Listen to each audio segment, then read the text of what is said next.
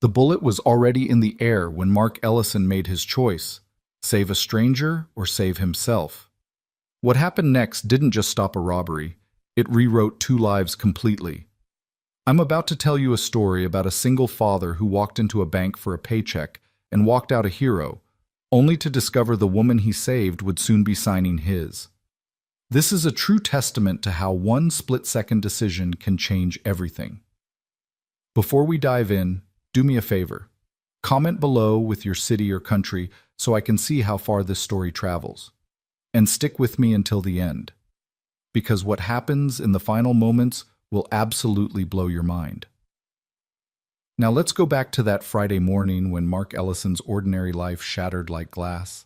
The fluorescent lights of Crestline Bank hummed with their usual Friday morning indifference, casting pale white across the marble floor that Mark Ellison had just stepped onto. He didn't notice the way they flickered slightly in the corner near the ATM, or how the security camera above the entrance had a thin crack in its casing. Mark wasn't looking for details that morning. He was looking for relief.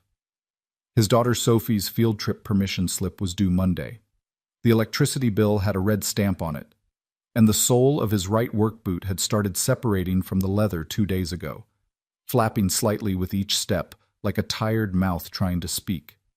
These were the thoughts occupying Mark's mind as he stood in line, check folded in his jacket pocket, watching 3 people ahead of him conduct their business with the kind of leisure that only comes from financial security. Mark was 42 years old, but his hands looked 50. Years of night shifts, mopping floors, scrubbing toilets, and buffing corporate hallways had left them rough and cracked, the skin around his knuckles perpetually raw from industrial cleaning solutions. His Marine Corps days were more than a decade behind him now, buried under responsibilities that had nothing to do with honor or service and everything to do with survival. Sophie was 8 years old. She had her mother's eyes, bright hazel, like sunlight through amber, and that was both a blessing and a knife in Mark's chest every time he looked at her. Emma had died when Sophie was 3, a drunk driver on a Tuesday afternoon, and Mark had been carrying both their weights ever since. Some nights, after his daughter fell asleep, he'd sit at their tiny kitchen table and wonder if he was doing any of it right, if love was enough when the bills said otherwise. The line moved forward. An elderly woman in a purple cardigan completed her transaction, offering the teller a kind smile and a comment about the weather. The teller, a young man with carefully styled hair and a name tag that read Brandon, responded with practiced enthusiasm. Mark checked his watch. 9:47 a.m. He'd dropped Sophie at Riverside Elementary 40 minutes ago, watched her run toward the playground in those shoes that were getting too small, her backpack bouncing against her shoulders. She'd turned at the gate and waved, and he'd waved back, and that moment felt like it always did, like she was walking away from him just a little bit more each day. A businessman in a gray suit stepped up to the counter. Mark shifted his weight, feeling that separated sole flap again. He'd glue it tonight, he decided. Hardware store had that strong adhesive in the clearance section. $3.50. He could manage that. Behind him, the glass doors opened. Mark didn't turn around. People came and went from banks all the time. Friday mornings were busy. He was focused on the businessman ahead of him, who seemed to be having some kind of issue with a wire transfer, the teller typing and clicking with increasing urgency. What Mark did notice, and would remember for the rest of his life, was the change in the air. That particular quality of tension that makes the back of your neck tighten. The sensation he'd learned to trust in Fallujah, in Helmand Province, in all those places where ignoring your instincts could mean a body bag. The quality of silence that isn't really silent at all, but rather the absence of normal sounds, the held breath before violence. He turned his head just slightly, peripheral vision catching movement by the entrance. 3 men, black masks, the kind you see in movies, the ski masks that turn human faces into blank, terrifying voids. And guns, not handguns, shotguns, the short-barreled kind that made a statement before they ever fired. "Everyone on the fucking ground, now!" The words came like an explosion, shattering that Friday morning peace into 1,000 pieces. The elderly woman in the purple cardigan screamed. Brandon the teller's hand shot up so fast his computer mouse flew off the desk. The businessman in gray dropped his briefcase and it hit the marble with a sound like breaking bones. Mark's body remembered before his mind could catch up. His knees bent, his center of gravity dropped, and he was moving. Not down to the ground like everyone else, but laterally, diving behind the thick marble column that supported the bank's vaulted ceiling. His shoulder hit the cold stone with a dull thud that would leave a bruise, but he barely felt it.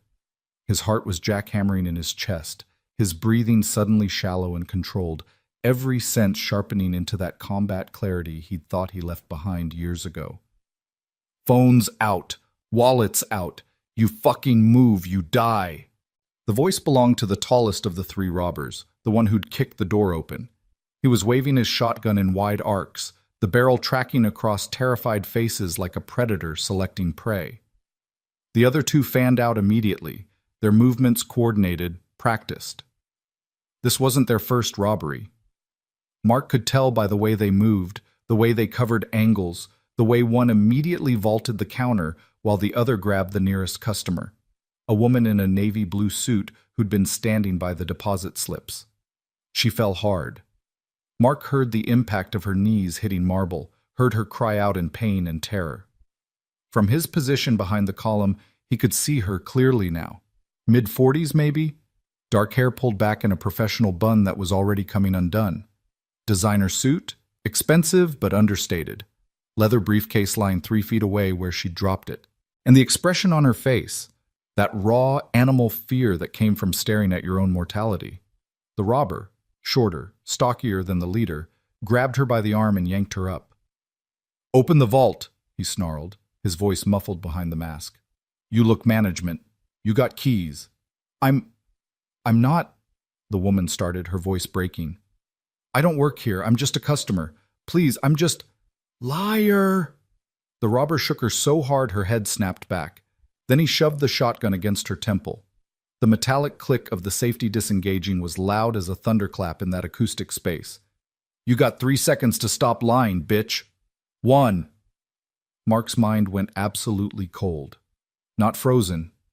Cold. Calculating. Processing. The combat veteran in him was running numbers, measuring distances, computing probabilities. 20 feet to the woman. 2 robbers between him and her. One at the counter, back turned.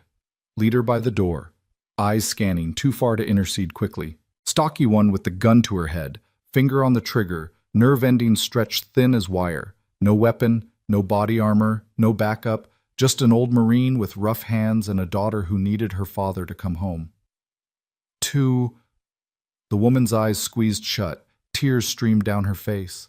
Her lips moved silently. Prayer, maybe, or goodbye.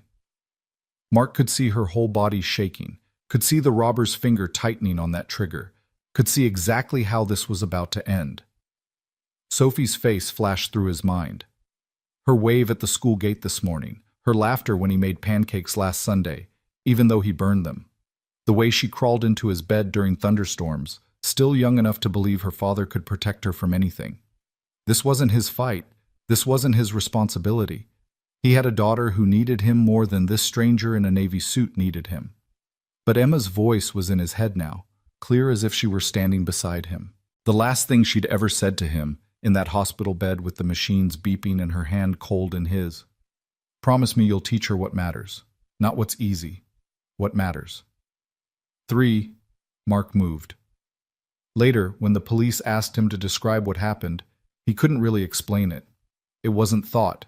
It wasn't decision. It was pure action. The body moving before the mind could interfere. All that training and all those years in combat collapsing into a single moment of absolute commitment. He exploded from behind the column like a linebacker leaving the line, his boots finding traction on that polished marble floor. The stocky robber's peripheral vision caught the movement a half-second too late. The man started to turn, started to redirect the shotgun, but Mark was already inside his arc, already driving forward with every ounce of force his 190-pound frame could generate. The tackle caught the robber at chest height. Mark's shoulder connected with the man's sternum with a sound like a baseball bat hitting meat. The air went out of the robber in a shocked wheeze. They crashed together into the customer service counter, Mark's momentum carrying them over in a tangle of limbs and fury. The shotgun went flying, skittering across the marble floor with a metallic scraping that seemed to last forever. Mark didn't stop moving. Couldn't stop. In combat, hesitation was death. He got his hand around the robber's throat, squeezing, his other hand pinning the man's gun arm. The robber thrashed beneath him, stronger than he looked, knee coming up and catching Mark in the ribs hard enough to crack something. Pain exploded in Mark's side, but his grip didn't loosen. "Run!" Mark shouted at the woman in the navy suit, his voice raw and desperate. "Go! Now!" She was frozen, still on her knees, eyes wide with shock. For a terrible second, Mark thought she wouldn't move, thought fear had rooted her to the spot. Then something clicked behind her eyes. Survival instinct, maybe, or just pure adrenaline. And she scrambled to her feet, stumbling, nearly falling again. That's when the world erupted. "Shoot her!"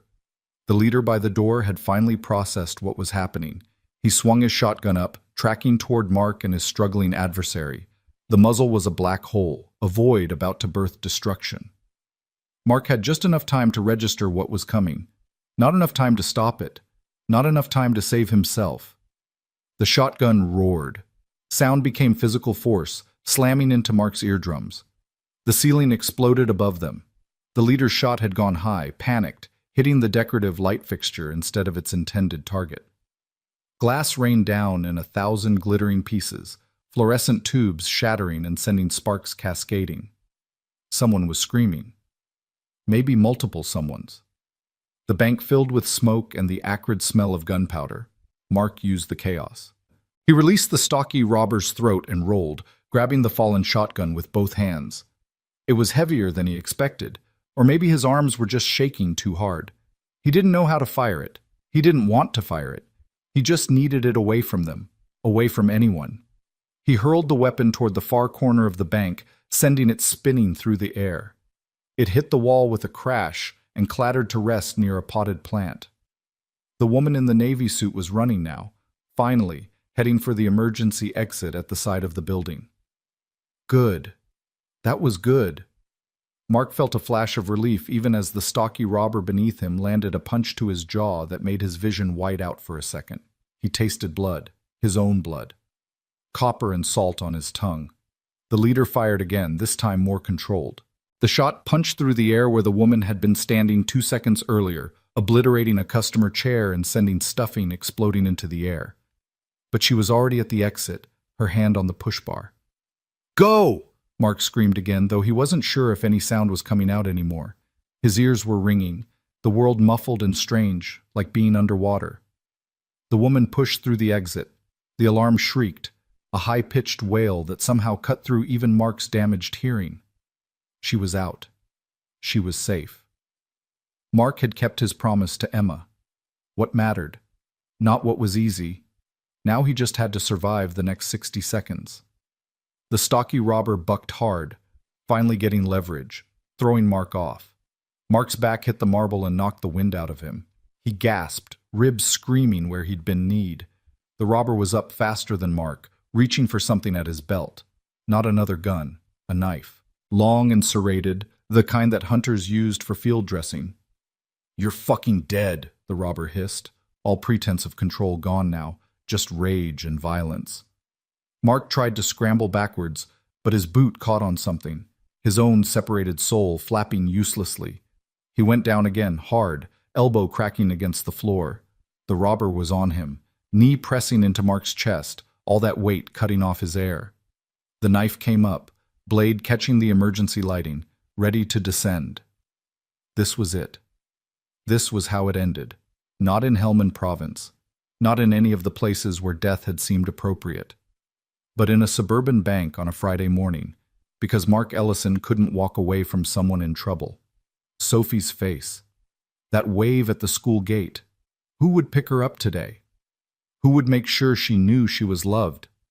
The knife started down.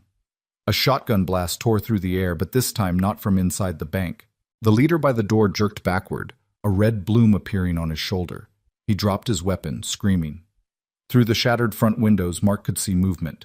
Police, at least 4 of them, taking positions behind their vehicles in the parking lot, weapons drawn. "Cops! Cops!" The third robber, the one who'd been at the counter, was suddenly abandoning his post, scrambling toward the back of the bank. The stocky one on top of Mark hesitated, knife still raised, his eyes darting between Mark and the exit. His partners were already running, the leader clutching his wounded shoulder, blood streaming between his fingers. Sirens. So many sirens, getting closer, the wail of them filling the morning air like the soundtrack to judgment. The stocky robber made his choice. He threw himself off Mark and ran, following his partners toward the back exit, leaving the knife behind. It hit the floor beside Mark's head with a dull clink. Then they were gone. The broken glass, the smoke, the screaming. It all continued. But the immediate threat was over. The robbery was done. Mark lay on the cold marble floor, staring up at the ceiling where fluorescent lights flickered through settling dust. His ribs hurt. His jaw hurt. His elbow hurt. Everything hurt. But he was alive. The woman was alive. He started laughing. It came out as a wet, painful sound, almost a sob. He couldn't stop. Combat high, probably. Adrenaline crash. Whatever therapists called it. He'd done it. He'd actually done it. Footsteps thundered into the bank. Police officers, tactical vests and raised weapons, shouting commands that Mark couldn't quite process. Someone was kneeling beside him, hands on his shoulders.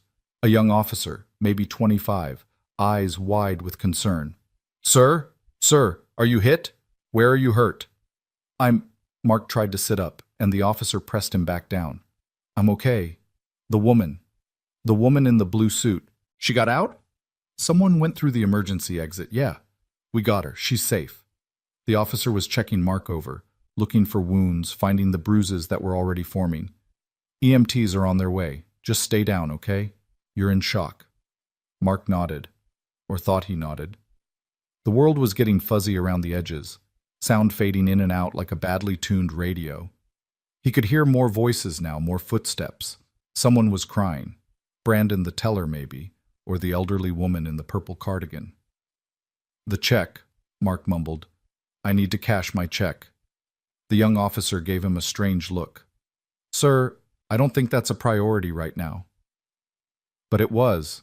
It was all Mark could think about as they loaded him onto a stretcher, as they carried him out into the parking lot where news vans were already arriving, cameras already rolling, the electricity bill, Sophie's field trip, those shoes that were getting too small. He'd saved someone. He'd done what mattered. And in doing so, he'd missed his chance to deposit his paycheck, which meant next week would be even harder than this one. The EMTs were saying something about his arm. Mark looked down and saw blood for the first time, a dark stain spreading through his jacket sleeve. He hadn't even felt it happen.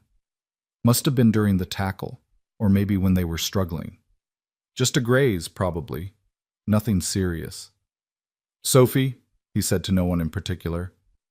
"I have to pick up Sophie. 3:15. Can someone—" "We'll make sure someone calls," a female voice said. A paramedic, kind eyes, already wrapping his arm. "We'll get it sorted out. Just focus on staying calm." Calm. Right. Mark closed his eyes as they loaded him into the ambulance, as the sirens started up again, as the world became motion and noise in the aftermath of adrenaline. Calm was for people who didn't have daughters to raise and bills to pay and boots with flapping soles. But he'd kept his promise to Emma. That's what mattered, even if it cost him everything else. The ambulance pulled away from Crestline Bank, leaving behind shattered glass and bullet holes and a morning that would never be normal again.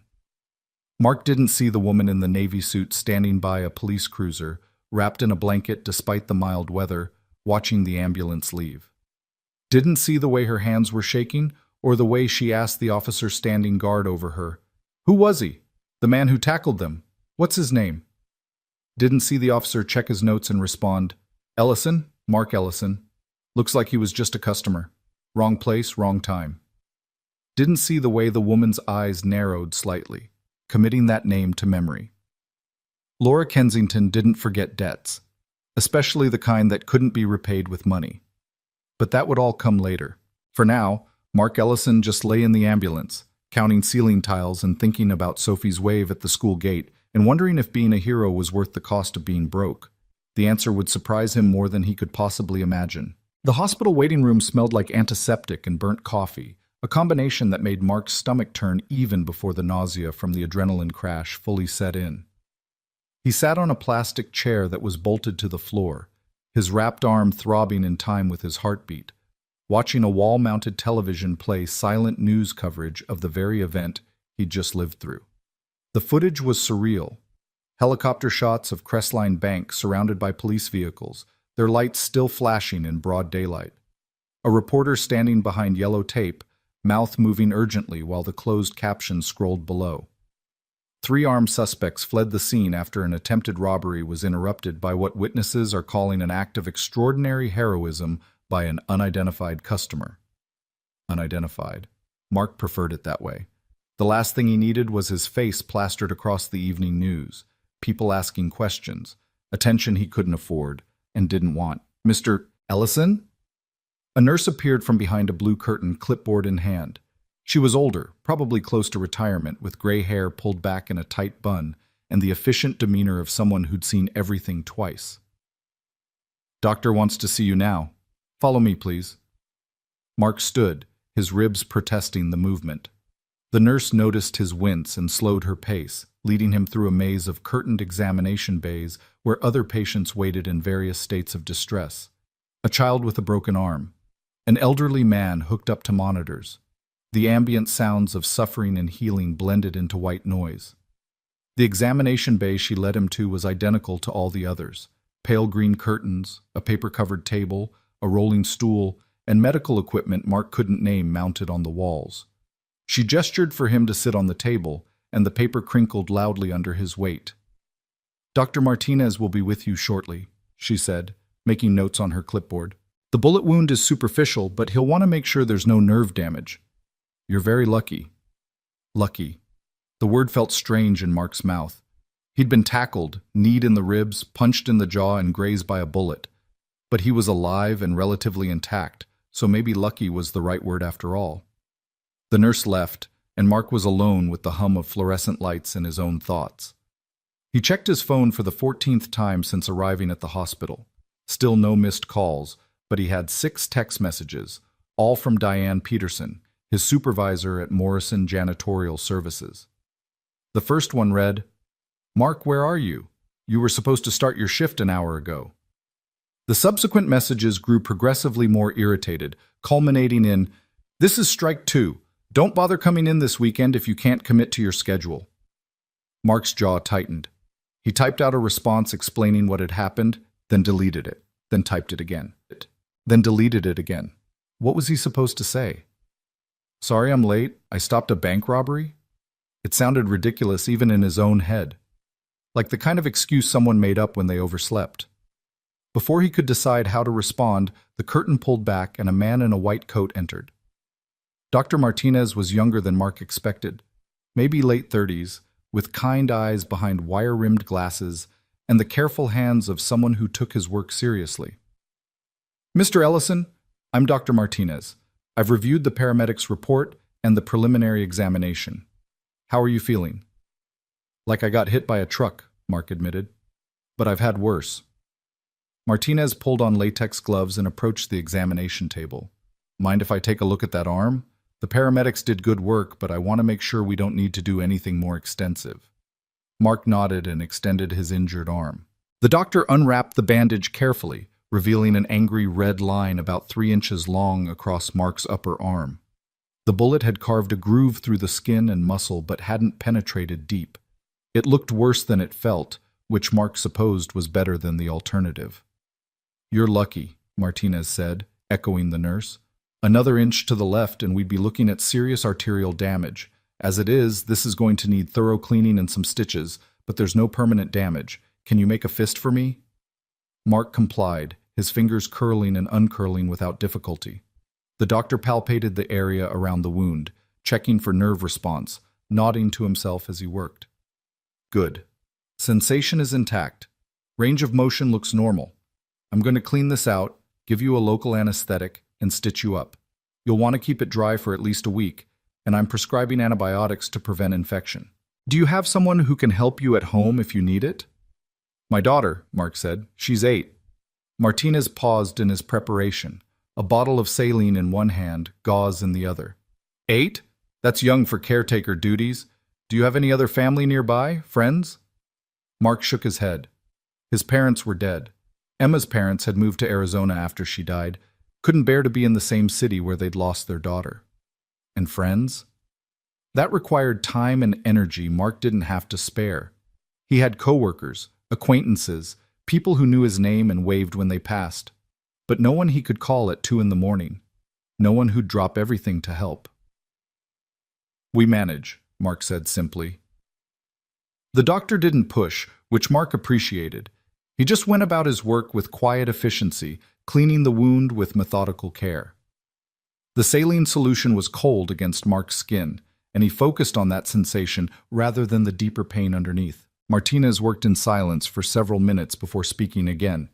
"The police want to talk to you when we're finished here. There's a detective waiting outside. You don't have to speak with them right away if you're not feeling up to it."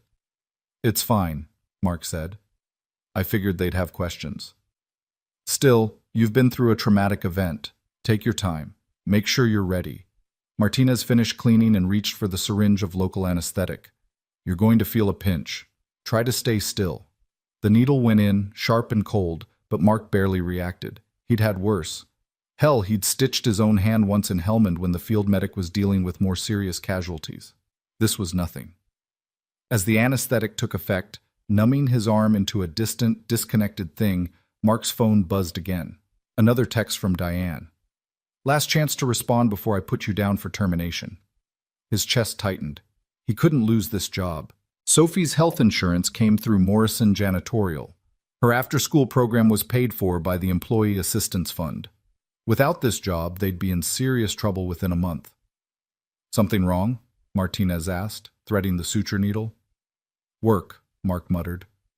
"My supervisor doesn't believe I had a good reason for missing my shift." "Tell her to call the hospital. We'll verify your treatment." The doctor made the first stitch, his hand steady and precise. "I'm assuming your employer will be understanding about the circumstances." Mark didn't respond. Understanding wasn't a word he associated with Diane Peterson. She was the kind of supervisor who saw employees as interchangeable units of labor, easily replaced if they didn't perform. Mark had watched her fire a guy for being 10 minutes late 3 times in 2 months. Never mind that the guy's car had broken down and public transit in their city was a nightmare. The stitching continued in silence. Mark counted each pull of the thread, each tug at his skin. 15 stitches total. Martinez worked with the concentration of an artist, making sure each stitch was placed perfectly. The tension even. When he finished, he dressed the wound with fresh bandages and stripped off his gloves. "All done. I'm writing you a prescription for antibiotics and pain medication. Take them as directed. The stitches should dissolve on their own in about 2 weeks, but I want you to come back in 1 week for a follow-up. Can you commit to that?" "I'll be here," Mark promised, though he had no idea how he'd afford the copay for a follow-up visit. His insurance through Morrison had a $1,000 deductible, and he'd already blown through most of it when Sophie had pneumonia last winter. Martinez handed him a paper with aftercare instructions and 2 prescription slips. "The pharmacy downstairs can fill these today. Any questions?" "How long until I can work?" "Physical labor?" Martinez considered. "I'd say rest for at least 3 days. After that, light duty only for another week. Nothing that involves heavy lifting or repetitive arm movements. You need to give those muscles time to heal properly." 3 days. Mark's mind raced through the math. 3 days without pay meant roughly $360 he wouldn't have. That was groceries. That was the electric bill. That was the difference between making it and not making it. "Right," Mark said, trying to keep his voice neutral. "Thanks, Doc." Martinez seemed to sense the distress under Mark's calm exterior. He pulled up the rolling stool and sat down, bringing himself to eye level with Mark. "Look, I can tell you're worried about money. Most people in your situation would be. The hospital has a financial assistance program. The social worker can set you up with an application before you leave. It might help with his bills from today." "I'll manage," Mark said automatically, the way he always did. Pride was expensive, but it was all he had left sometimes. "Stubborn is one thing, stupid is another." Martinez's tone was gentle but firm. "I'm going to have someone from social services stop by before you leave. Just talk to them. That's all I'm asking." Before Mark could protest, the doctor stood and pulled back the curtain. A detective was indeed waiting outside, exactly as Martinez had warned. She was tall, black, maybe early 50s, with sharp eyes that had seen too much and a wedding ring that caught the fluorescent light as she tucked her notebook under her arm. "Mr. Ellison, I'm Detective Patricia Warren. Mind if I ask you a few questions about what happened at Crestline Bank?" Mark nodded, and she stepped into the examination bay as Martinez departed. Warren pulled the curtain closed behind her, creating a small pocket of privacy in the busy emergency room. She didn't sit, just stood with her weight balanced on both feet, ready to move if necessary. A cop's stance. "First off," Warren said, "that was either the bravest or the stupidest thing I've seen in 20 years of police work. Possibly both." "Probably both," Mark agreed. A smile flickered across Warren's face, brief as lightning. "Fair enough. Walk me through what happened, start to finish. Take your time." So Mark did. He described the morning, dropping Sophie at school, entering the bank to cash his check. The three masked men with shotguns, the woman in the navy suit being grabbed and threatened. His decision to intervene, the tackle, the gunfire, helping the woman escape. He kept his voice steady and factual, the way he'd learned to give after-action reports in the Marines. Just the facts, no emotion, no editorial. Warren took notes the entire time, her pen scratching across the page in rapid shorthand. Occasionally, she'd interrupt with a clarifying question. "You said the stocky one had a knife. What kind of knife? Fixed blade or folding?" "The leader's gun before he fired, did you notice if it was pump action or semi-automatic?" Questions that told Mark she knew her business. When he finished, Warren flipped her notebook closed and studied him for a long moment. "You've got military training. I can tell by the way you describe the scene." "Marine Corps?" "Yes, ma'am. Served 8 years. Infantry." "Thought so. That training saved your life today, you know that? Normal civilian tries what you did, they end up dead. You read the situation, acted within your capabilities, and got lucky." She paused. "The woman you saved, she's been asking about you. Wants to thank you personally." Mark's chest tightened with something like embarrassment. "That's not necessary. I'm just glad she's okay." "She's more than okay. She's insistent." Warren pulled a business card from her jacket pocket. "This is my contact information. We may need you to come in and give a formal statement in the next few days. And for what it's worth, Mr. Ellison, the department appreciates what you did. You saved lives today. That matters." She left before Mark could respond, the curtain swaying in her wake.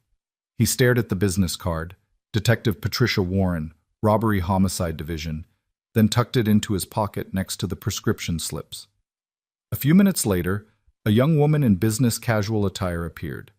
She introduced herself as Kelly from Social Services and launched into an explanation of financial assistance programs with the kind of enthusiasm that suggested she genuinely cared about helping people. Mark listened politely, accepted the paperwork she offered, and promised he'd look it over. He probably wouldn't. Charity stuck in his throat like a fishbone.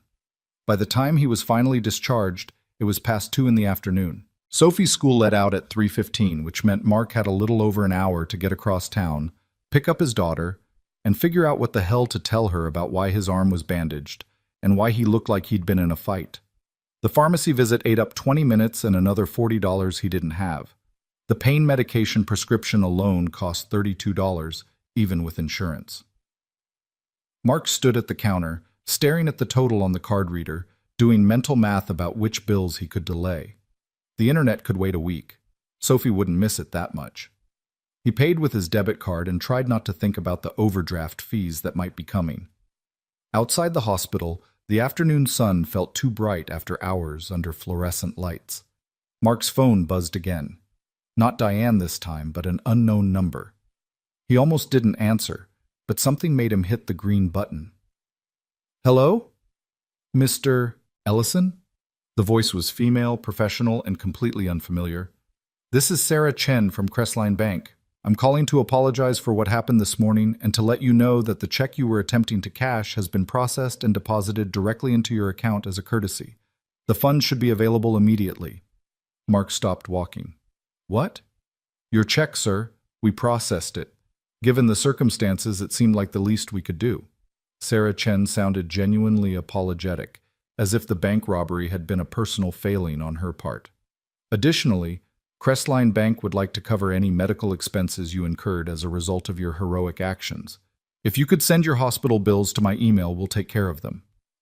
That's not necessary, Mark said automatically. Mr. Ellison, you were injured stopping a robbery in our bank. It's absolutely necessary. Please, let us do this. She gave him her email address, which Mark fumbled to type into his phone notes with one hand. And Mr. Ellison, thank you. What you did today was extraordinary. The call ended, and Mark stood on the sidewalk outside the hospital, phone still pressed to his ear, trying to process what had just happened. The check was deposited. The medical bills would be covered. 2 massive problems solved in a single phone call. It felt wrong somehow, like accepting payment for doing the right thing cheapened it. But Sophie needed shoes, the electric bill needed paying, and Mark's pride, expensive as it was, couldn't feed his daughter. Okay, he said to no one. Okay. The bus ride to Sophie's school took 40 minutes and included 2 transfers. Mark spent the time rehearsing what he'd tell his daughter. The truth seemed both necessary and impossible. She was 8 years old. She still believed the world was fundamentally safe, that bad things happened to other people in other places. How did you explain that her father had nearly died that morning?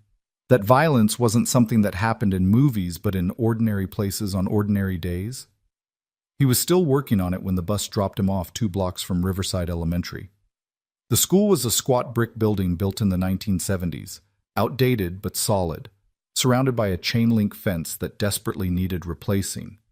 Kids poured out of the main entrance in waves, backpacks bouncing, voices raised in the particular chaos that only elementary school dismissal could create. Mark spotted Sophie before she spotted him. She was standing with a group of other kids near the playground, animated about something, her hands gesturing wildly as she talked. The 2 small shoes, the backpack he'd bought at a thrift store, the jacket with the frayed cuffs. She looked so small, so vulnerable. The world was full of men with masks and guns, and Mark was supposed to keep her safe from all of it on a janitor's salary. Then she saw him, and her whole face lit up. "Daddy!" She ran to him the way kids do, full speed and no hesitation, and Mark braced himself because he knew what was coming. She crashed into his legs, wrapping her arms around his waist, and the impact sent pain shooting through his bruised ribs. He couldn't help the sharp intake of breath, the slight flinch. Sophie pulled back immediately, her hazel eyes wide with concern. "Are you okay?" "I'm fine, sweetheart. Just had a long day." Mark forced a smile and took her backpack, slinging it over his good shoulder. "How was school?" "Good. We learned about fractions and math. And at recess, Emily and I found a ladybug. And Mrs. Morrison said my story about the dragon was really creative." The words tumbled out in an unstoppable stream, the way they always did.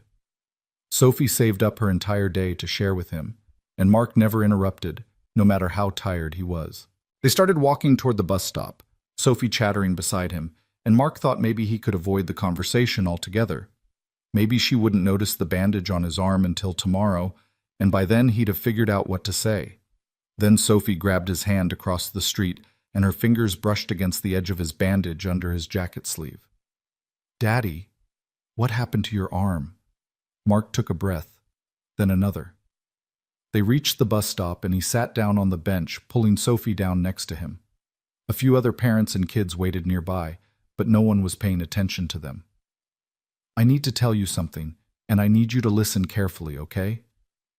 Sophie's expression went serious, the way it did when she knew something important was coming.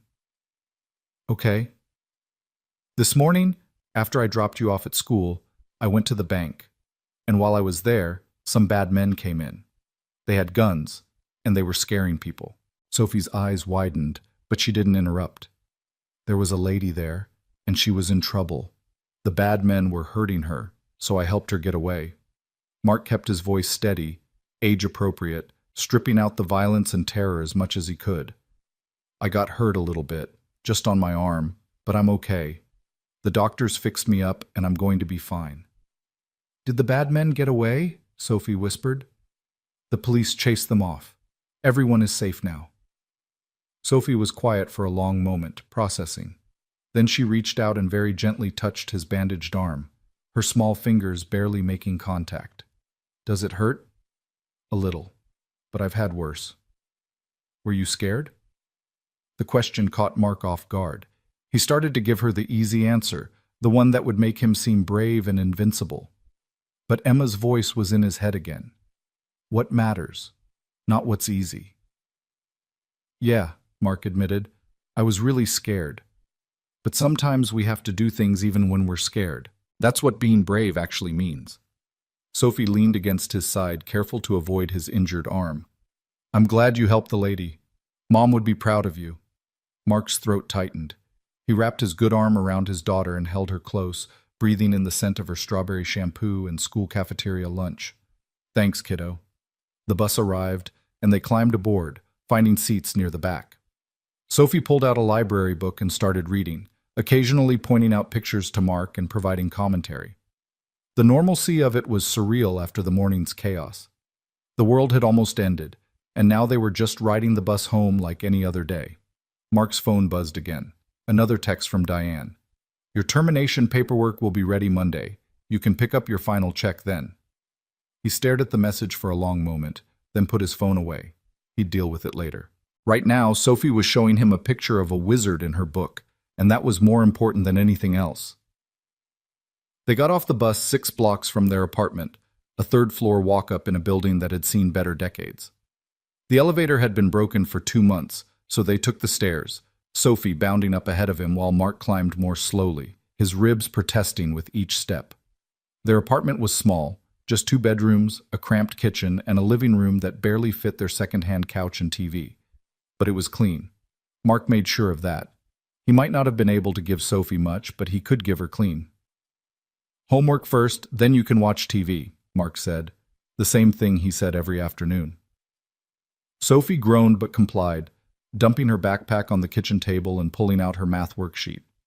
Mark made her a snack, peanut butter on crackers because they were out of jelly, and then collapsed onto the couch. His entire body ached. The pain medication was starting to wear off, and he considered taking another pill but decided against it.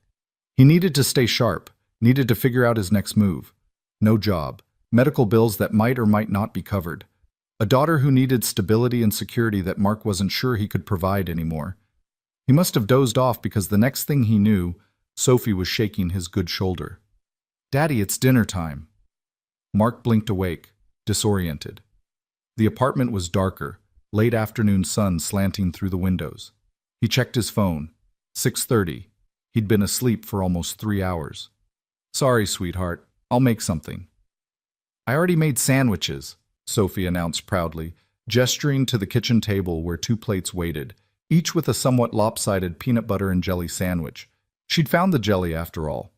Mark's chest squeezed with love and grief in equal measure.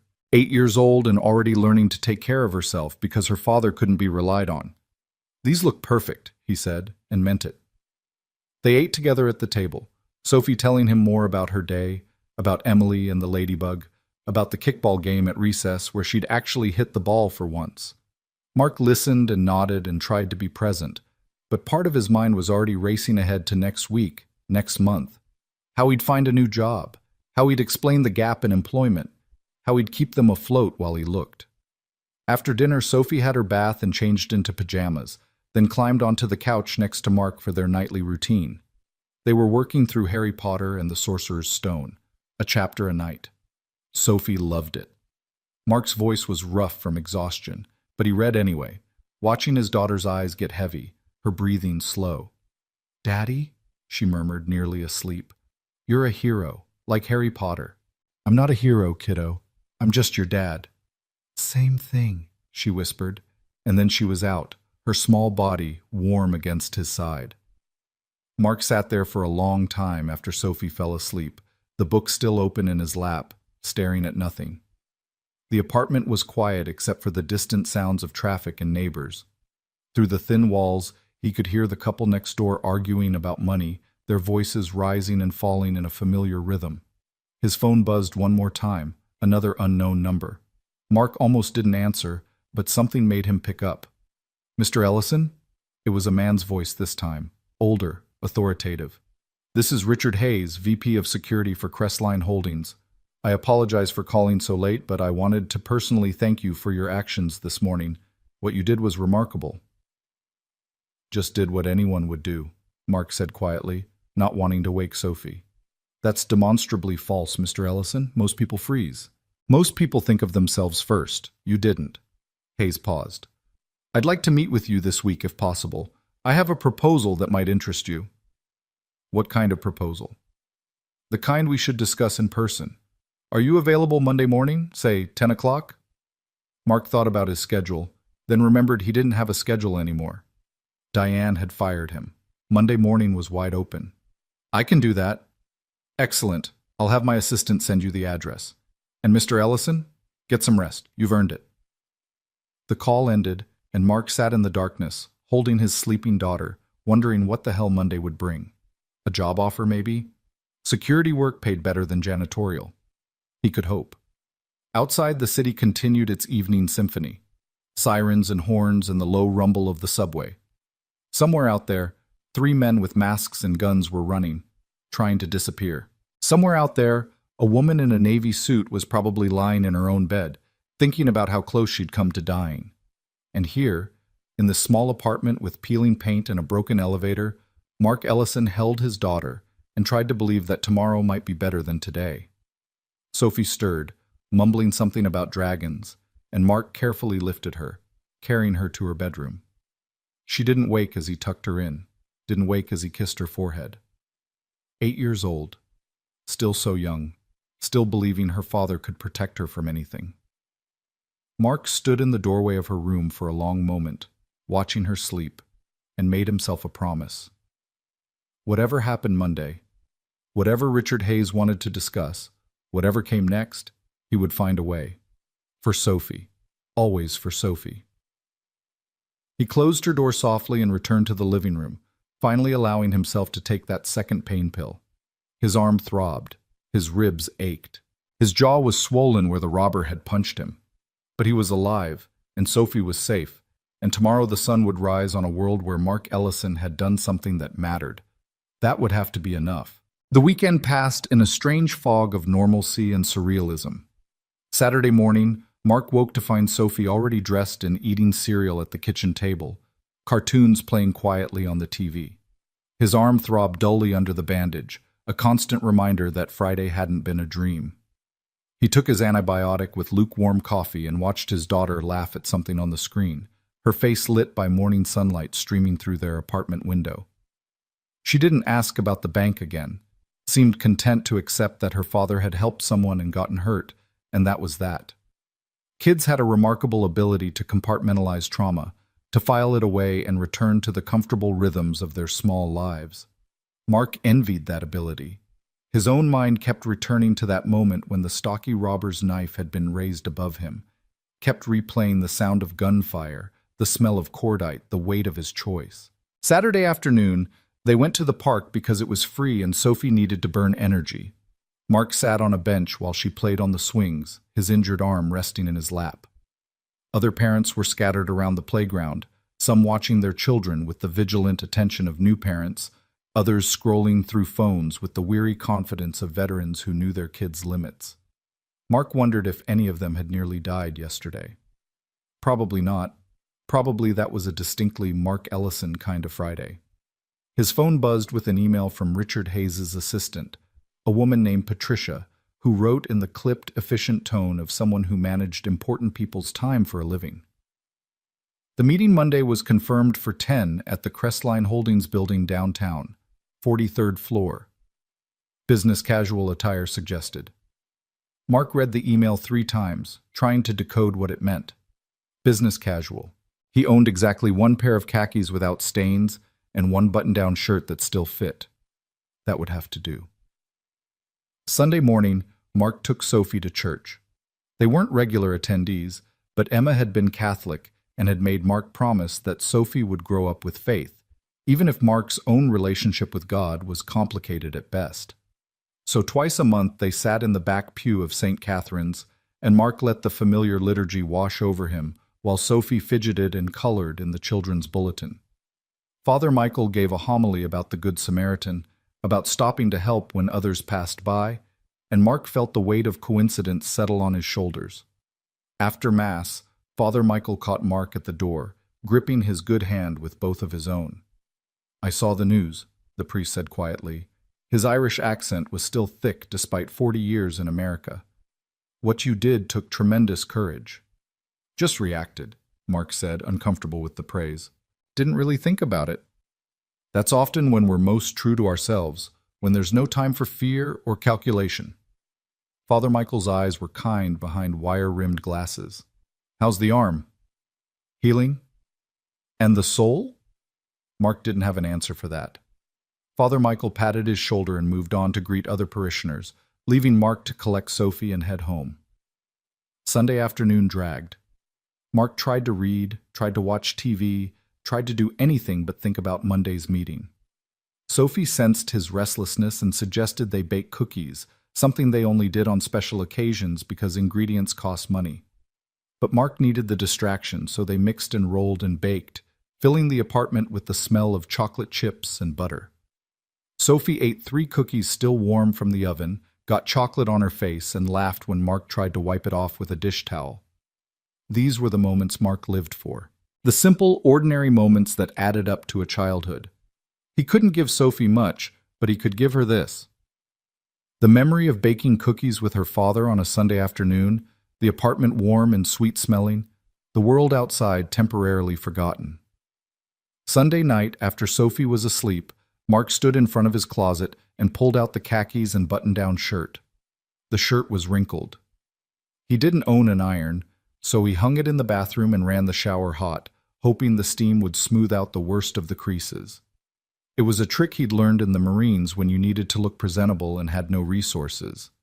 The steam helped, but the shirt still looked tired, like Mark himself. He tried it on, checking his reflection in the bathroom mirror. The bandage on his arm bulged under the sleeve, visible if you knew to look. His jaw was still slightly swollen, a purple-yellow bruise spreading from his chin to his ear. He looked like what he was, a man who'd been in a fight and barely won. Not exactly the image of a professional security expert. Mark took off the shirt and hung it carefully on the door, then returned to the living room. Sleep wouldn't come easy tonight, he knew.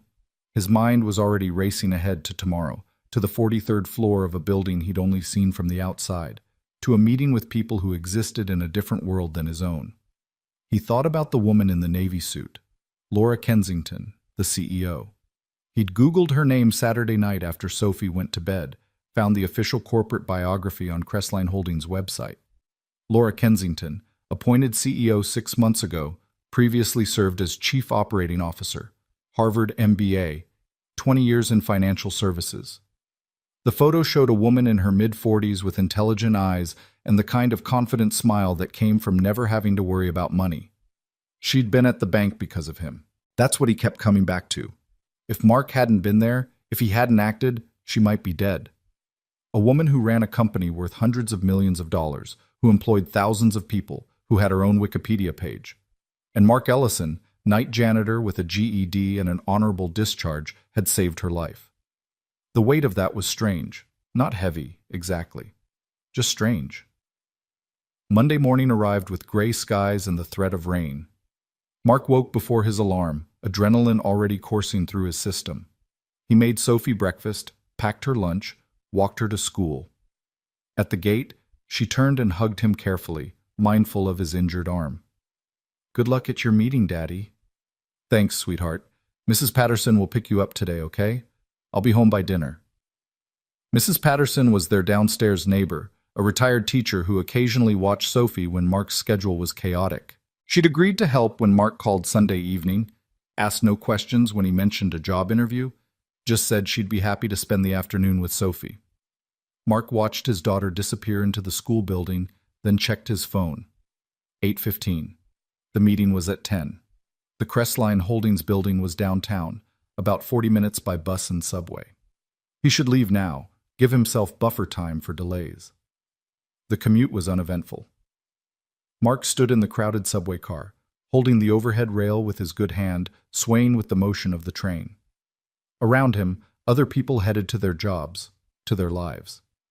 A woman in a sharp suit scrolled through her phone. A young man with headphones bobbed his head to music only he could hear. An older couple sat together, the woman's head resting on the man's shoulder. All of them living their normal Monday mornings while Mark headed toward something that might change everything. The Crestline Holdings building was glass and steel, one of those modern structures that seemed to scrape the sky. Mark had walked past it 100 times when he worked downtown, had cleaned offices and buildings just like it. But he'd never been inside this particular one. The lobby was all marble and chrome, with a security desk manned by 2 guards in crisp uniforms and a wall of elevators that looked like they belonged in a spaceship. Mark approached the security desk, suddenly aware of how out of place he looked. His khakis and wrinkled shirt, his work boots because he didn't own dress shoes, his bandaged arm. The guards looked at him with the polite suspicion of people paid to keep undesirables out. "Can I help you?" The older guard's voice was neutral, professional. "I have a meeting with Richard Hayes, 10 o'clock. Mark Ellison." The guard checked his computer, typing with 2 fingers, then nodded. "ID, please." Mark handed over his driver's license, watched the guard scan it, and make a note in his system. The man printed out a visitor badge on a lanyard and slid it across the counter. 43rd floor, elevators to your right. You'll need this badge to access that floor." He handed Mark's ID back. "Have a good meeting, Mr. Ellison." The elevator ride took less than a minute, but felt longer. Mark watched the numbers climb on the digital display, felt his stomach drop slightly with the acceleration. The elevator was empty except for him, all mirrors and soft lighting. He caught his reflection and immediately looked away. The 43rd floor opened onto a reception area that probably cost more than Mark's entire apartment building. Floor-to-ceiling windows offered a panoramic view of the city, and the furniture looked like it belonged in a museum. A young woman sat at a sleek desk, blonde hair pulled back in a perfect bun, wearing a dress that probably cost more than Mark made in a month. "Mr. Ellison?" She smiled, warm but professional. "I'm Patricia. Mr. Hayes is expecting you. Can I get you anything? Coffee? Water?" "I'm fine, thank you." "Please, have a seat. He'll be with you in just a moment." Mark sat in one of the chairs that was too expensive to be comfortable and tried not to touch anything. The reception area was quiet except for the subtle hum of climate control and the distant sound of phones ringing. Through the windows, the city sprawled below, tiny cars and smaller people going about their lives. He didn't have to wait long. A door opened and a man emerged, tall and broad-shouldered, probably early 60s, with silver hair and the bearing of someone who'd spent time in the military. Richard Hayes extended his hand, and Mark stood to shake it. "Mr. Ellison, thank you for coming. Please follow me." "Follow." Hayes led him down a hallway lined with offices, each one offering glimpses of the corporate world Mark had only ever seen from the outside. They passed a conference room where a meeting was in progress, past cubicles where people typed and talked on headsets, past it all until they reached a corner office with Hayes' name on the door. The office was large but not ostentatious. A desk, comfortable chairs, bookshelves filled with security manuals and industry publications. More windows, always the windows. Hayes gestured for Mark to sit and closed the door, muffling the ambient office noise. "How's the arm?" Hayes settled into his chair, his movements economical and precise. "Healing. Doctor says I was lucky. Lucky and skilled. I reviewed the security footage from the bank. What you did wasn't luck, Mr. Ellison. That was training and instinct." Hayes leaned forward, elbows on his desk. "Marine Corps?" "Yes, sir. 8 years. Infantry. Combat deployments?" "3. Iraq and Afghanistan." Hayes nodded, something like recognition in his eyes. "Army myself. First Gulf War, then another tour in '03. Different wars, same mud." He picked up a folder from his desk, opened it, scanned the contents. "I did some research on you this weekend. Honorable discharge, commendations for valor, worked private security briefly after leaving the service, then a series of jobs in maintenance and janitorial services. You're overqualified for the work you've been doing." Mark didn't respond. What could he say? That the private security work had dried up when the economy crashed? That he'd taken what he could get to keep food on the table? That being overqualified didn't matter when you had a daughter to raise alone? "I'm not judging," Hayes continued. "I'm just observing. You're a man who does what needs to be done, regardless of ego. That's rare. He closed the folder and set it aside. I'm going to be direct with you, Mr. Ellison. Crestline Holdings is expanding our security division. We're looking for someone to head up our corporate security team, someone with real-world experience, someone who can think on their feet, someone who understands that security isn't just about protocols and procedures, but about protecting people. Mark's heart was hammering in his chest. You're offering me a job? I'm offering you an opportunity. The position would include overseeing security for all Crestline properties, managing a team of 12 security professionals, implementing safety protocols, and serving as primary liaison with law enforcement when necessary. The salary is $85,000 annually, full benefits including health insurance, dental, vision, and a retirement plan. Regular hours, Monday through Friday, with occasional evening or weekend work as needed. $85,000. Mark's current salary was $22,000. The numbers were so different they didn't seem to occupy the same reality. With that kind of money, Sophie could have new shoes whenever she needed them. They could afford a better apartment, maybe even save for her college education. The electricity bill would never have a red stamp again. Mr. Hayes, I appreciate this, but I have to be honest. I don't have any management experience. I've never run a team. I'm not sure I'm qualified for what you're describing. Let me tell you what qualifies you. Hayes's voice was firm but not unkind. Friday morning, when 3 armed men entered that bank, everyone else froze. Trained security guards, bank employees, customers, everyone except you. You assessed the situation, identified the primary threat, neutralized it, and protected civilians. That's not something you can teach in a classroom. That's instinct. That's character. I just did what anyone would do. No, you did what almost no one would do, and that's exactly why you're qualified. Hayes pulled a document from a drawer and slid it across the desk. This is the job offer. Take it home, read it, think about it. I don't need an answer today. But Mr. Ellison, I want you to seriously consider this opportunity. You have skills that are being wasted mopping floors. Mark picked up the document, his hands shaking slightly. The letterhead was heavy, expensive paper. His name was already typed in, Mark Ellison, Director of Corporate Security. It looked official. It looked real. There's one more thing, Hayes said. Ms. Kensington would like to speak with you. She's the one who actually suggested we bring you in. This was her idea. She's here? Just down the hall. If you're comfortable with it, I can take you to her office now. Mark nodded, not trusting his voice. Hayes stood and led him back into the hallway, past more offices and conference rooms, until they reached a set of double doors at the very end. Hayes knocked once, then opened the door. Miss Kensington, Mr. Ellison is here. The office beyond was twice the size of Hayes's, with a view that seemed to encompass the entire city. And there, standing by the windows with her back to the door, was the woman from the bank. She turned as they entered, and Mark recognized her immediately.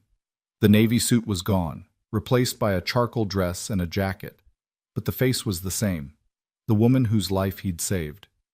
Mr. Ellison? Laura Kensington crossed the room in 3 strides and extended her hand. Her grip was firm, confident. Thank you for coming. That will be all, Richard. Close the door, please. Hayes left, and suddenly Mark was alone with the CEO of Crestline Holdings in an office that probably had its own zip code. Laura gestured to a sitting area near the windows, 2 chairs and a couch arranged around a coffee table. She didn't sit behind her desk, didn't put that barrier between them.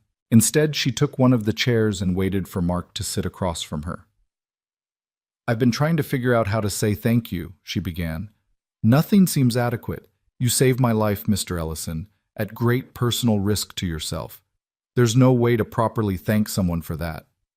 You don't need to thank me. I'm just glad you're okay. But I do need to thank you. And more than that, I need to do something, which is why I asked Richard to bring you in. She leaned forward slightly, her expression intense. I watched the security footage. I watched you tackle that man, watched you shield me, watched you take a bullet so I could get to safety. Do you understand what that means to me? Mark didn't know how to respond. He'd spent the last 3 days trying not to think too hard about what had happened, trying to fold it away and move forward. But Laura Kensington didn't seem interested in letting him do that. I have a daughter, she continued. She's 12. And Friday morning, I was thinking about her when that gun was pressed to my head.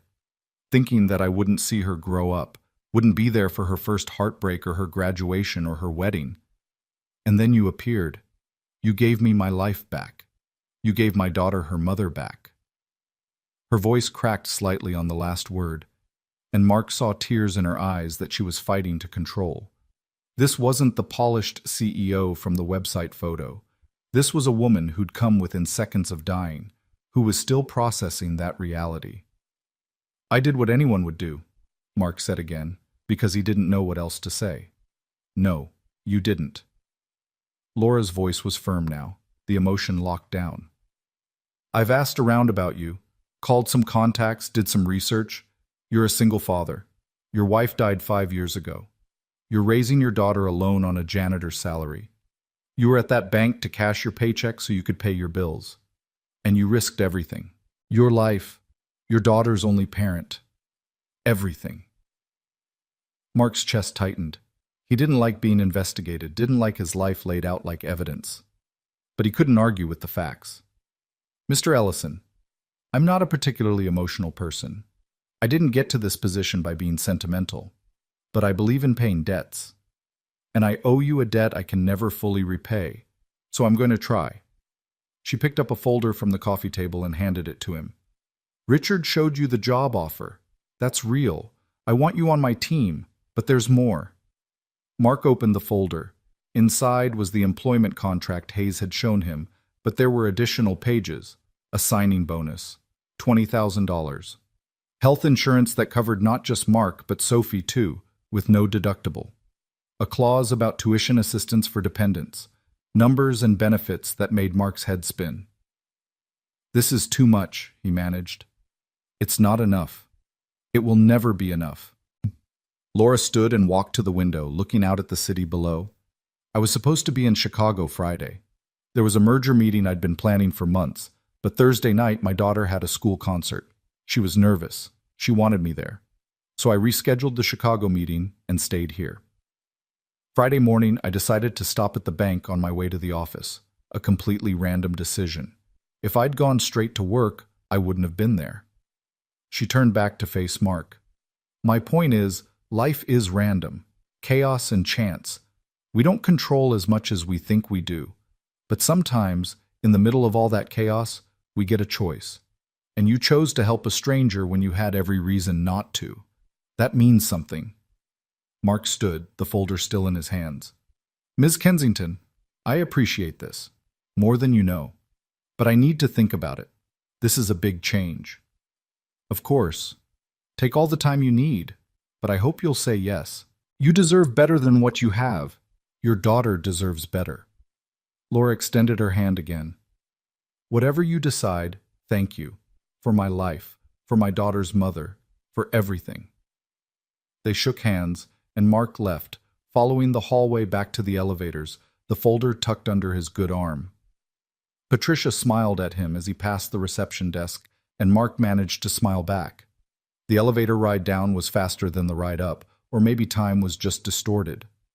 By the time he reached the lobby and stepped out into the gray morning, he felt like he'd been inside for hours instead of less than one. The rain had started, a light drizzle that made the city look softer, less sharp.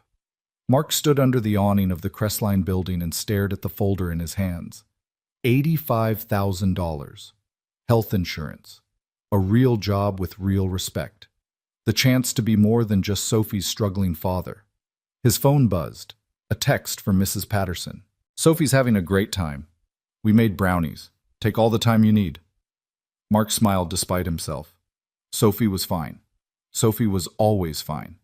She was resilient in a way that Mark envied and feared in equal measure. Resilient because she'd had to be. He walked to the subway station, descended into the familiar underground smell of metal and humanity, swiped his Metro card, and stood on the platform waiting for the train. Around him, other people waited too, all of them going somewhere. All of them carrying their own folders full of possibilities or failures or the ordinary weight of another Monday. The train arrived and Mark boarded, finding a seat near the door. He opened the folder again and read through the contract carefully. The legal language was dense, but the core was clear. Crestline Holdings was offering him a new life. All he had to do was say yes. But Mark had learned a long time ago that nothing was ever that simple. Good things came with strings attached. Opportunities came with expectations. And he'd been let down too many times to trust that this was real without examining it from every angle. He thought about Emma. What would she say? She'd been the optimist in their relationship, the one who believed in silver linings and happy endings. Mark had been the realist, the one who planned for disasters and prepared for the worst. They'd balanced each other. Without her, Mark tilted too far toward caution, toward protecting what little they had rather than reaching for more. But Emma was gone, and Sophie needed more than caution. She needed possibility. By the time Mark reached his stop, he'd made his decision. He climbed the stairs back to street level, the rain falling harder now, soaking through his thin jacket. He didn't care. He pulled out his phone and dialed the number on Patricia's email. She answered on the second ring. Crestline Holdings, Patricia speaking. This is Mark Ellison. I was just there meeting with Mr. Hayes and Miss Kensington. Yes, Mr. Ellison. How can I help you? Tell them I accept. The job. I accept. There was a brief pause, then Patricia's voice came back warm with genuine pleasure. That's wonderful, Mr. Ellison. I'll let them know immediately. Someone from HR will be in touch about start dates and onboarding. Congratulations. Thank you. Mark ended the call and stood in the rain, water running down his face, mixing with something that might have been tears but probably wasn't. He'd done it. He'd actually done it. In 3 days, his entire life had changed. Friday morning, he'd been a janitor barely scraping by. Monday afternoon, he was the director of corporate security for a major corporation. It didn't feel real. It felt like something that happened to other people in movies or books. Not to Mark Ellison, not to the guy with the flapping boot sole and the overdue electric bill. But it was real. The folder in his hands was real. The job offer was real. The chance to give Sophie something better was real. Mark started walking toward Mrs. Patterson's apartment, his pace quickening. He needed to pick up Sophie, needed to tell her that everything was going to be okay. Better than okay. They were going to be okay. The rain kept falling, but Mark barely noticed. He was thinking about new shoes for Sophie, a better apartment with a working elevator, health insurance that would cover her next bout of pneumonia without bankrupting them. All the small, ordinary securities that other people took for granted and that Mark had spent 5 years chasing. Mrs. Patterson answered the door with flour on her hands and a smile on her face. Mark, you're soaked. Come in, come in. I can't, I'm dripping. Is Sophie ready? Sophie, your dad's here, Mrs. Patterson called over her shoulder, then lowered her voice. How did it go? I got the job. Oh, Mark, that's wonderful.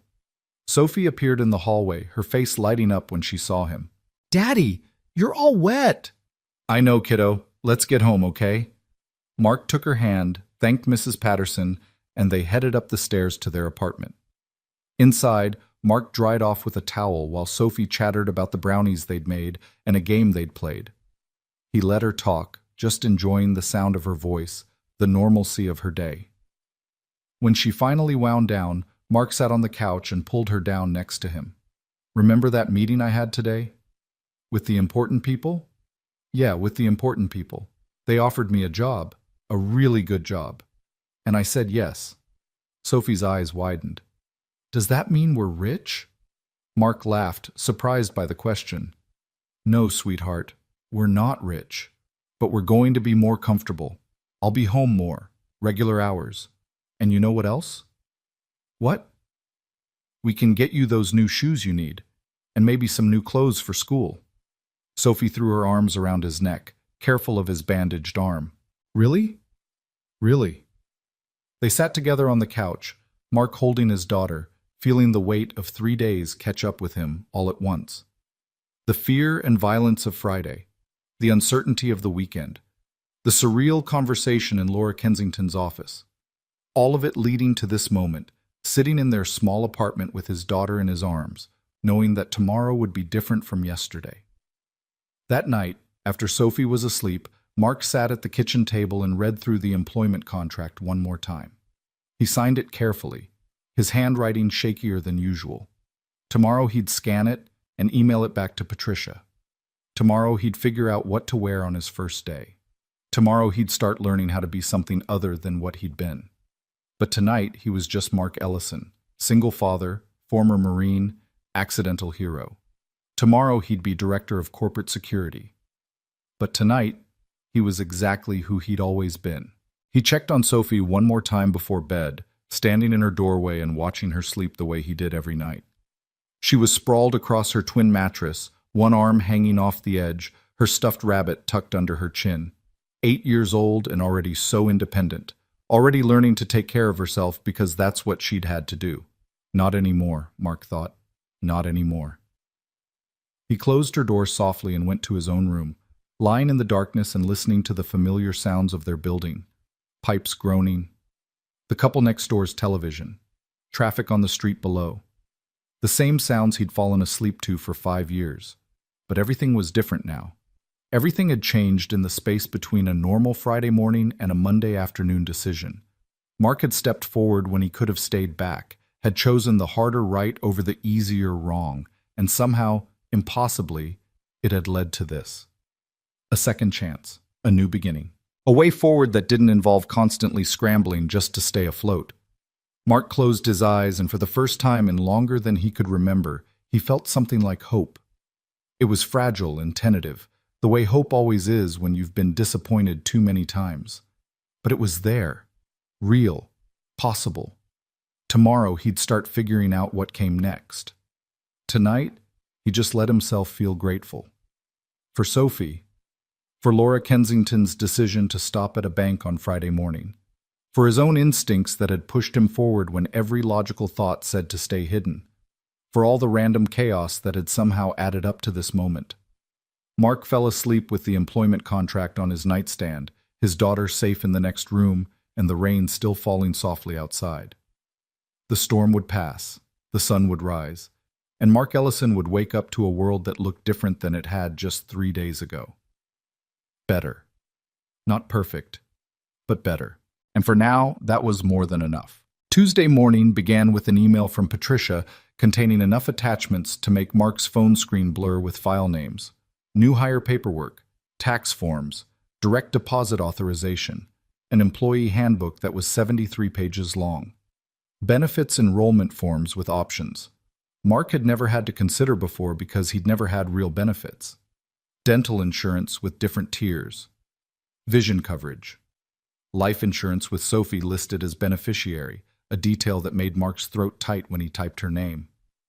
He sat at the kitchen table with his second cup of coffee, Sophie already dressed for school and watching morning cartoons, clicking through documents on his phone and trying to absorb information that felt like it belonged to someone else's life. There was a section about professional development opportunities, another about tuition reimbursement for continuing education, a whole paragraph explaining the company's 401k matching program, which Mark read 3 times before he understood that Crestline would literally give him free money just for saving for retirement. His start date was Monday, 6 days away. 6 days to wrap up his old life and prepare for the new one. 6 days to figure out how to be the kind of person who worked in a glass tower instead of cleaning it. Mark replied to Patricia's email confirming he'd received everything, then opened a new message to Diane Peterson. He'd been putting this off since accepting the job, some petty part of him wanting to savor the moment of telling his former supervisor exactly where she could stick her termination paperwork. But that wasn't who Mark was, so he kept it professional, brief. He thanked her for the opportunity to work at Morrison Janitorial, explained that he'd accepted another position, and offered to return his uniform and building access keys at her convenience. Her response came back in less than 5 minutes. Good luck in your future endeavors. 6 words. No acknowledgement of the 3 years Mark had worked there, never missing a shift until Friday. No curiosity about where he was going or why. Just 6 words and a corporate door closing with a bureaucratic click. Mark deleted the email and felt nothing. That part of his life was over. Done. He was moving forward now, into territory that was both terrifying and thrilling in equal measure. Wednesday, Mark took Sophie shopping for new shoes.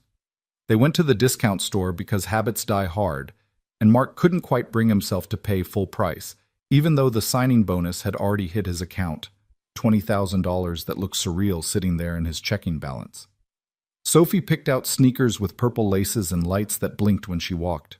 She wore them out of the store, her old shoes left behind in the box, and spent the entire bus ride home stomping her feet to watch the lights flash.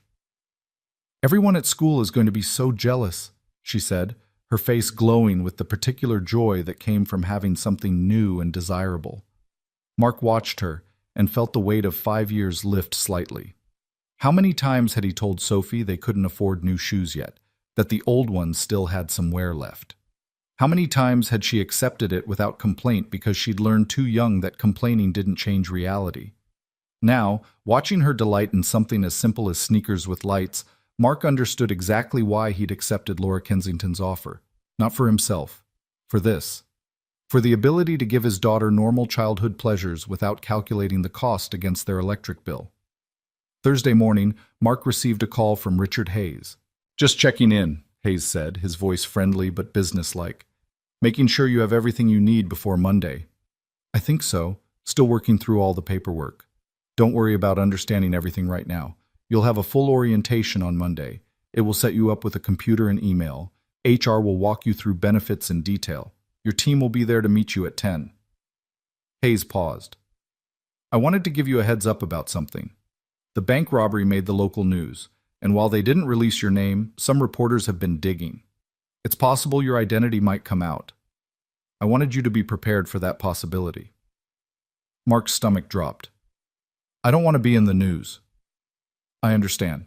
We've done what we can to protect your privacy, but we can't control everything. If reporters do contact you, you're under no obligation to speak with them. Refer them to our PR department. We'll handle it." After the call ended, Mark sat staring at his phone, anxiety creeping up his spine. He'd been so focused on the job and what it meant for Sophie that he hadn't considered the publicity angle. The last thing he wanted was cameras and questions, people calling him a hero when he'd just been a guy who couldn't walk away from someone in trouble. That afternoon, while Sophie was at school, Mark walked to the Morrison janitorial office to return his uniform. It was a small, dingy space above a convenience store, the kind of place that smelled like old coffee and broken dreams. Diane was there, sitting behind her desk with the same sour expression she always wore, like the world was a personal disappointment. Ellison. She didn't stand, didn't offer to shake his hand, just held out her palm for the keys and uniform. Mark handed them over. "I appreciate the opportunity to work here." "Sure you do." Diane tossed the keys in a drawer. "Where are you going? Security guard somewhere?" "Something like that." She snorted. "Well, good luck. You'll need it. People like you always end up back where you started." Mark could have told her about the job at Crestline Holdings, could have described the salary and the benefits in the office on the 43rd floor, could have watched her expression change when she realized exactly how wrong she was about him. But that would have been petty. So instead, he just nodded, said goodbye, and left. Let Diane Peterson think whatever she wanted. Her opinion had stopped mattering the moment Laura Kensington shook his hand. Friday afternoon, Mark got an unexpected visitor. He was doing laundry in the building's basement when someone knocked on the open door. Mark turned to find Detective Patricia Warren standing there, out of uniform, wearing jeans and a leather jacket. "Detective Warren? Hope I'm not intruding. I tried calling, but you didn't answer." She gestured to his phone sitting on top of the washing machine, volume turned down. "Wanted to give you an update on the bank robbery case." Mark wiped his hands on his jeans. "Did you catch them?" "2 of them. The leader and the one you tackled. Arrested them Wednesday morning at a motel outside the city. 3rd suspect is still at large, but we'll get him."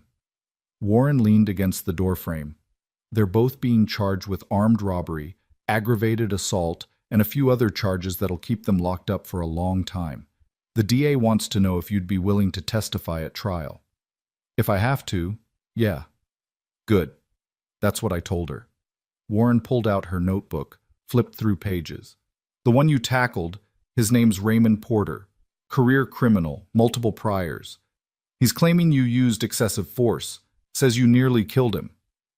Mark's jaw tightened. "He had a knife, was about to stab me." "I know. It's bullshit, and it won't go anywhere. His lawyer's just trying to build a defense. I wanted you to hear it from me first in case it comes up." Warren closed her notebook. Between you and me, Porter's looking at 20 years minimum. He should be grateful you didn't kill him. After Warren left, Mark finished the laundry in silence, her words echoing in his head. Raymond Porter.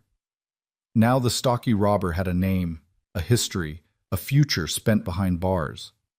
Mark tried to feel something about that, tried to access whatever emotion he was supposed to have about the man who'd tried to kill him. But there was just numbness, the same kind of emotional distance he'd developed in combat when thinking too hard about the enemy made you hesitate. Saturday, Mark took Sophie to visit Emma's grave. They hadn't been in a couple months, and Mark felt guilty about that, the way he always did when too much time passed between visits. The cemetery was quiet, peaceful in the way that places of the dead always were. They walked past rows of headstones until they reached Emma's, a simple marker with her name and dates and the phrase, beloved wife and mother. Mark had chosen those words 5 years ago, standing in the funeral home in shock, unable to process that he was picking out his wife's headstone instead of planning their 10th anniversary trip. The funeral director had been kind but efficient, walking Mark through decisions that felt impossible.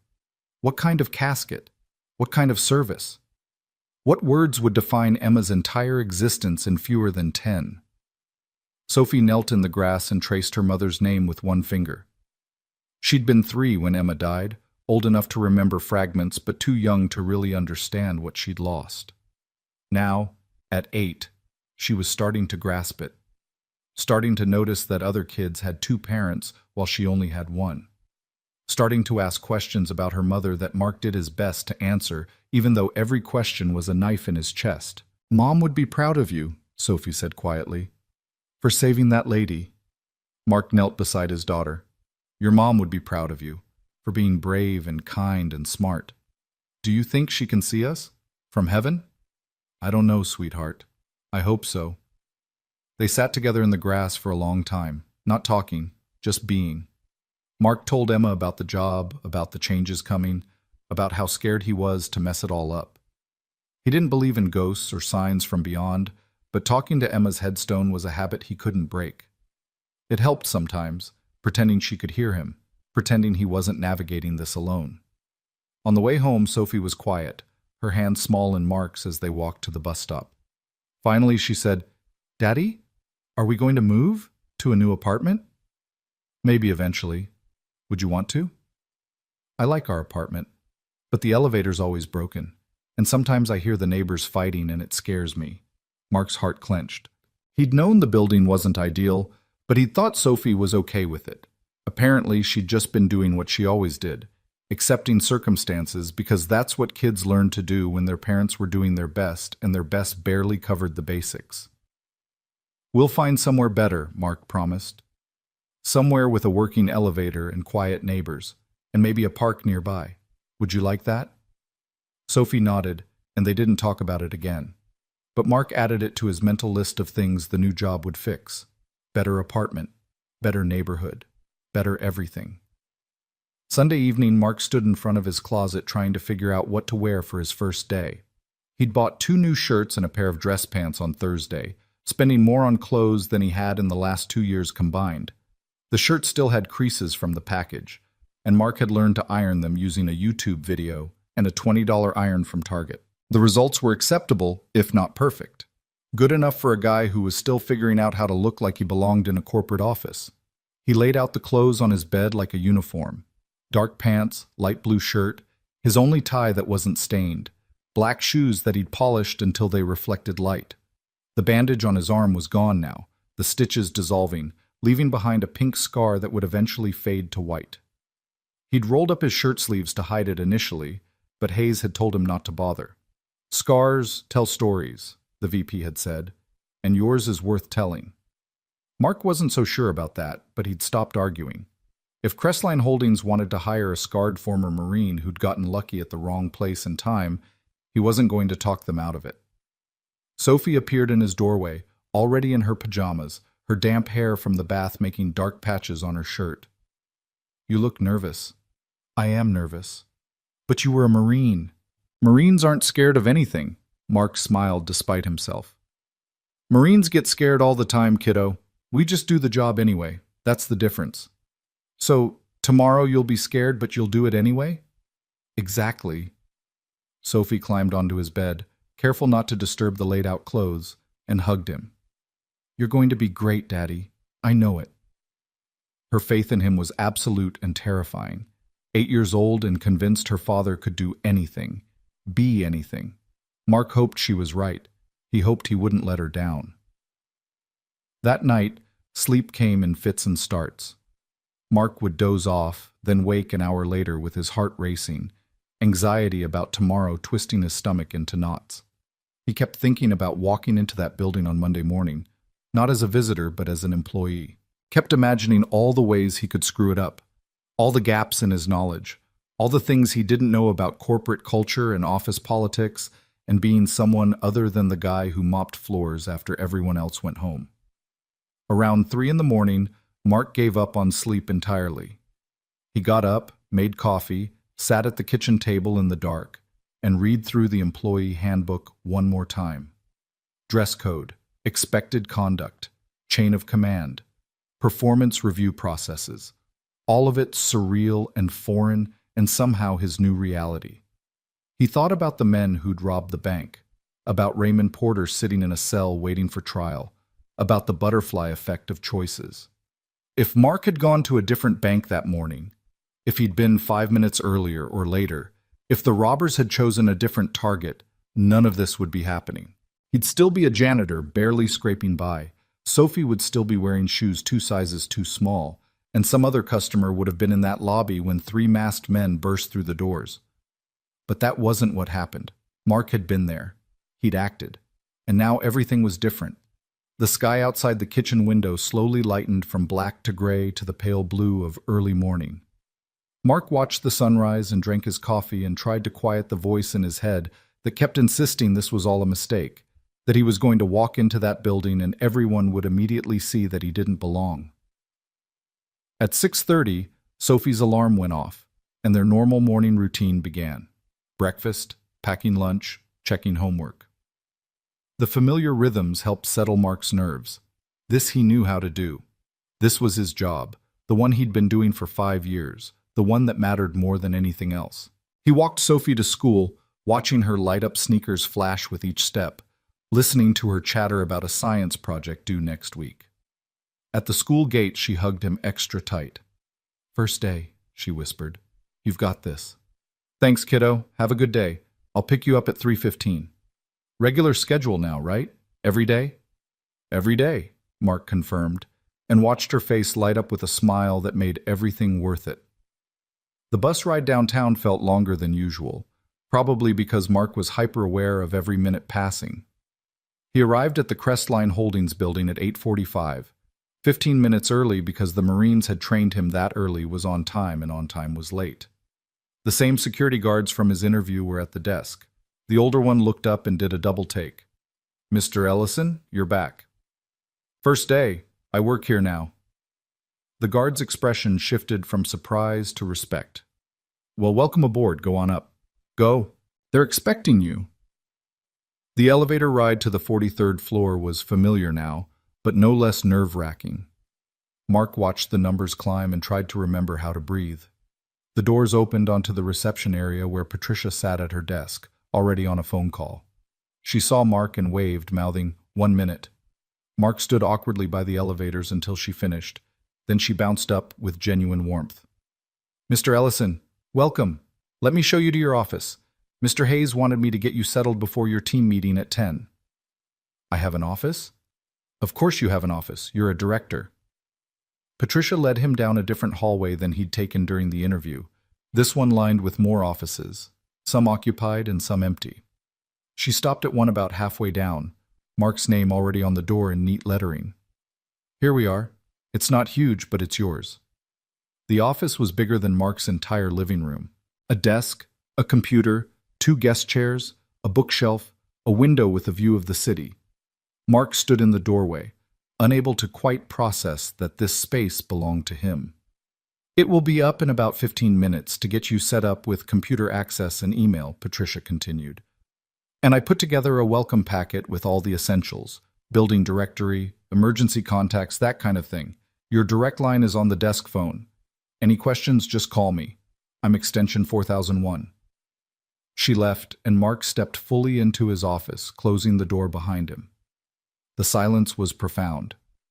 He'd never worked in a space where he could close a door, where other people's noise and presence weren't a constant backdrop. It felt wrong somehow, like he was pretending to be someone he wasn't. He sat in the chair behind the desk, the leather creaking under his weight. The computer monitor was dark. The desk was empty except for the phone and the welcome packet Patricia had mentioned. On the bookshelf, someone had placed a few generic business books, titles like Leadership Principles and Security Management in the Modern Era. Mark pulled one out, flipped through it, saw charts and graphs and terminology he only vaguely understood. A knock on the door startled him. "Come in," he called, his voice steadier than he felt. Richard Hayes entered, looking exactly as professional as he had during the interview. "Welcome to your first day. How are you feeling?" "Honestly, terrified." Hayes laughed, a genuine sound that eased some of Mark's tension. "Good. If you weren't terrified, I'd be worried. This is a big change, but you're going to do fine." He sat in one of the guest chairs, gestured for Mark to stay seated. "I wanted to talk to you before the team meeting, give you some context about the people you'll be working with." For the next 20 minutes, Hayes walked Mark through his new team. 12 security professionals, all with different specializations and personalities. There was Marcus Chen, former LAPD, who handled physical security systems. Jennifer Rodriguez, ex-Secret Service, who managed executive protection protocols. David Kim, a cybersecurity expert who'd worked for the NSA. On and on, a roster of people with impressive credentials and experience that made Mark feel even more out of his depth. "They're good people," Hayes concluded. "But they've been directionless for the last 6 months since our last director retired. They need leadership. Someone who can make decisions, take responsibility, and create a culture of accountability. That's you." "I've never managed anyone before," Mark admitted. "Leadership isn't about managing. It's about setting the example. You've already proven you can do that." Hayes stood, checked his watch. "Team meeting in 5 minutes. Conference room down the hall. Just be yourself, Mark. That's who we hired." After Hayes left, Mark sat alone in his office for 2 more minutes trying to gather himself. Be yourself. Easy to say. Harder to do when yourself was a janitor playing dress-up in business casual. But Sophie believed in him. Laura Kensington believed in him. Richard Hayes believed in him. Maybe it was time Mark started believing in himself. He stood, straightened his tie, and walked to the conference room. The team was already assembled when Mark entered. 12 people, a mix of ages and backgrounds, all turning to look at him as he walked in. Hayes was there too, standing at the head of the table.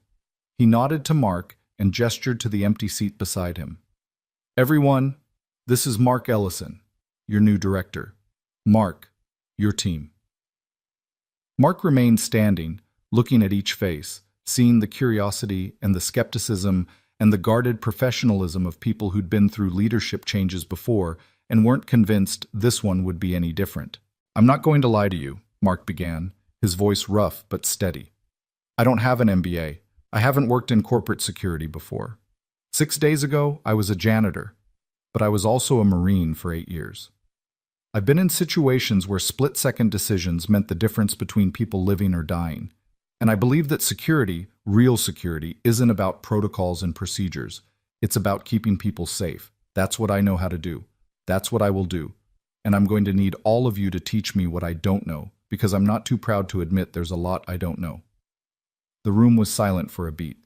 Then Marcus Chen, the former LAPD officer, leaned back in his chair and smiled. "I think we're going to get along just fine, boss." The meeting continued with introductions and overview presentations that made Mark's head spin. Building security protocols, emergency response procedures, threat assessment frameworks. Marcus and Jennifer and David and 9 others walked him through their specific areas of responsibility. And Mark listened and took notes and asked questions when things didn't make sense. By noon, his brain felt like it had been through a blender, but he also felt something else, a sense of possibility. These weren't just employees. They were a team, his team. And maybe, just maybe, he could actually do this. Lunch was catered in the conference room, sandwiches and salads that were better than anything Mark usually ate. He sat with his team and listened more than he talked, learning about them as people rather than just professionals. Marcus had 3 kids and coached Little League. Jennifer was training for a marathon. David collected vintage video games. Normal people with normal lives who happened to be very good at their jobs. At 2 o'clock, Patricia appeared in the conference room doorway. "Mr. Ellison, Ms. Kensington would like to see you in her office when you have a moment." Mark excused himself and followed Patricia to the CEO's office.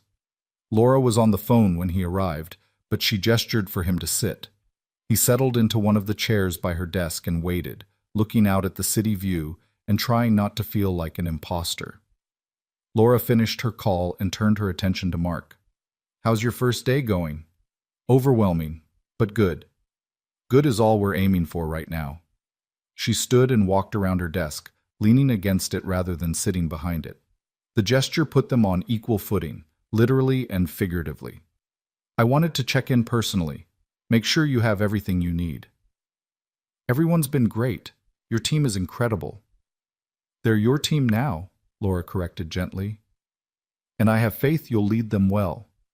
She paused, her expression turning more serious. "I also wanted to thank you again, properly, without the shock and emotion of last week." "Ms. Kensington." "Laura, please, we're going to be working together. First names." "Laura."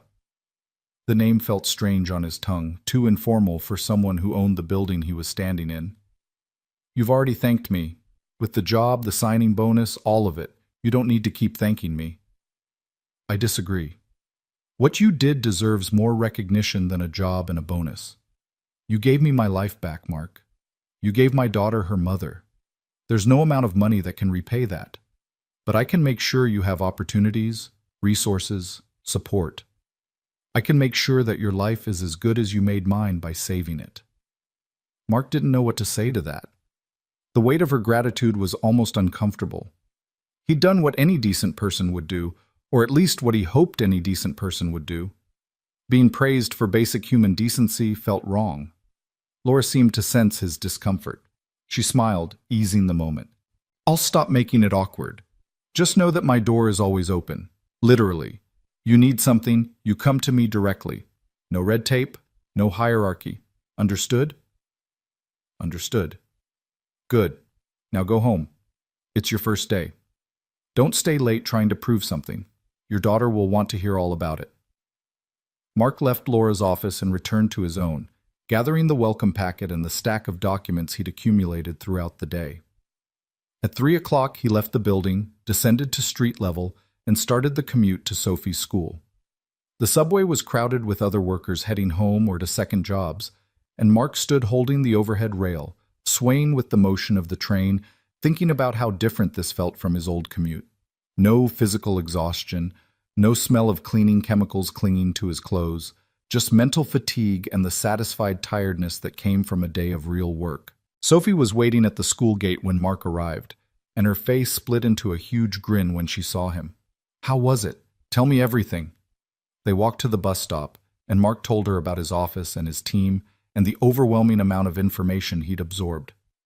Sophie listened with the fierce attention of someone who genuinely cared, asking questions and making observations that surprised Mark with their insight. "So you're the boss?" she asked as they boarded the bus. "I guess I am." "That's so cool. Mom would be so proud." Those words, simple and heartfelt, settled into Mark's chest and stayed there for the rest of the evening. Through dinner and homework and the bedtime routine, he kept hearing Sophie's voice. Mom would be so proud, and maybe she would be. Maybe Emma was proud, wherever she was, watching Mark stumble through this new life and somehow not fall. That night, after Sophie was asleep, Mark stood in his new office clothes, hanging them carefully for tomorrow. His arm still ached slightly where the bullet had grazed him, a reminder of the choice that had led him here. He touched the scar through his shirt, felt the raised line of healing tissue. One moment, one decision, and everything had changed. Mark turned off the lights and went to bed, exhaustion pulling him under faster than it had in days. Tomorrow would bring new challenges, new learning curves, new moments of feeling like he didn't belong. But tonight, he'd survived his first day. He'd shown up, done his best, and somehow convinced a room full of professionals that he deserved to be there. That was enough. For tonight, it was more than enough. The weeks that followed Mark's first day blurred together in a cascade of learning curves and small victories. Each morning he'd drop Sophie at school, watch her light up sneakers flash as she ran toward the building, then take the subway downtown to the glass tower that still didn't quite feel like a place where he belonged. But slowly, incrementally, the foreignness began to fade. His team stopped treating him like an unknown quantity and started treating him like their director. He learned the rhythm of corporate life, the unspoken rules about when to email versus when to call, how to read a room during meetings, when to defer to expertise, and when to make the hard call himself. Marcus Chen became an unexpected ally, the kind of colleague who'd stop by Mark's office at the end of the day with a beer hidden in a paper bag and talk through whatever challenge Mark was wrestling with. Jennifer Rodriguez taught him how to read security reports efficiently, how to spot the critical details buried in pages of technical jargon. David Kim patiently explained cybersecurity protocols in language a former Marine could understand, never once making Mark feel stupid for asking basic questions. By the third week, Mark had implemented his first major change, a new emergency response protocol that drew on his military experience. The team had been skeptical initially, but when they ran the first drill and shaved 4 minutes off their previous response time, the skepticism transformed into respect. Richard Hayes called Mark into his office afterward and said 3 words that meant more than any fancy title. "Well done, son." But it was the small moments that really marked the transformation. The day Mark realized he'd stopped calculating the cost of Sophie's lunch before packing it. The afternoon he bought her a book she wanted without checking his bank balance first. The evening he came home from work mentally tired but not physically destroyed, still had energy to help with homework and read Harry Potter and be present instead of just surviving. Sophie noticed. Kids always noticed. She started drawing pictures of Mark in a tie, labeling them "My Dad the Director" in careful crayon letters. She told her teacher about his new job, came home with stories about show and tell where she'd explained that her father was in charge of keeping people safe. The pride in her voice when she talked about him made Mark's chest ache with love and responsibility in equal measure. 6 weeks into the job, on a gray Thursday afternoon in late November, Patricia buzzed Mark's office. "You have a visitor. Laura Kensington's daughter is here. She'd like to meet you." Mark stood, straightening his tie automatically, a nervous gesture he'd developed. He'd met with Laura several times since starting. Brief check-ins where she'd ask how things were going and offer support if needed. But he'd never met her daughter, the girl whose mother he'd saved, the 12-year-old who'd almost lost her parent the same way Sophie had lost hers. Patricia led a young girl into his office. She had her mother's intelligent eyes and the gangly awkwardness of someone caught between childhood and adolescence. She wore a school uniform, her backpack slung over one shoulder, and she looked nervous.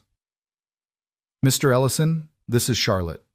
"Charlotte, this is Mr. Ellison." "Hi," Charlotte said, her voice quiet. Then, stronger. "Thank you for saving my mom."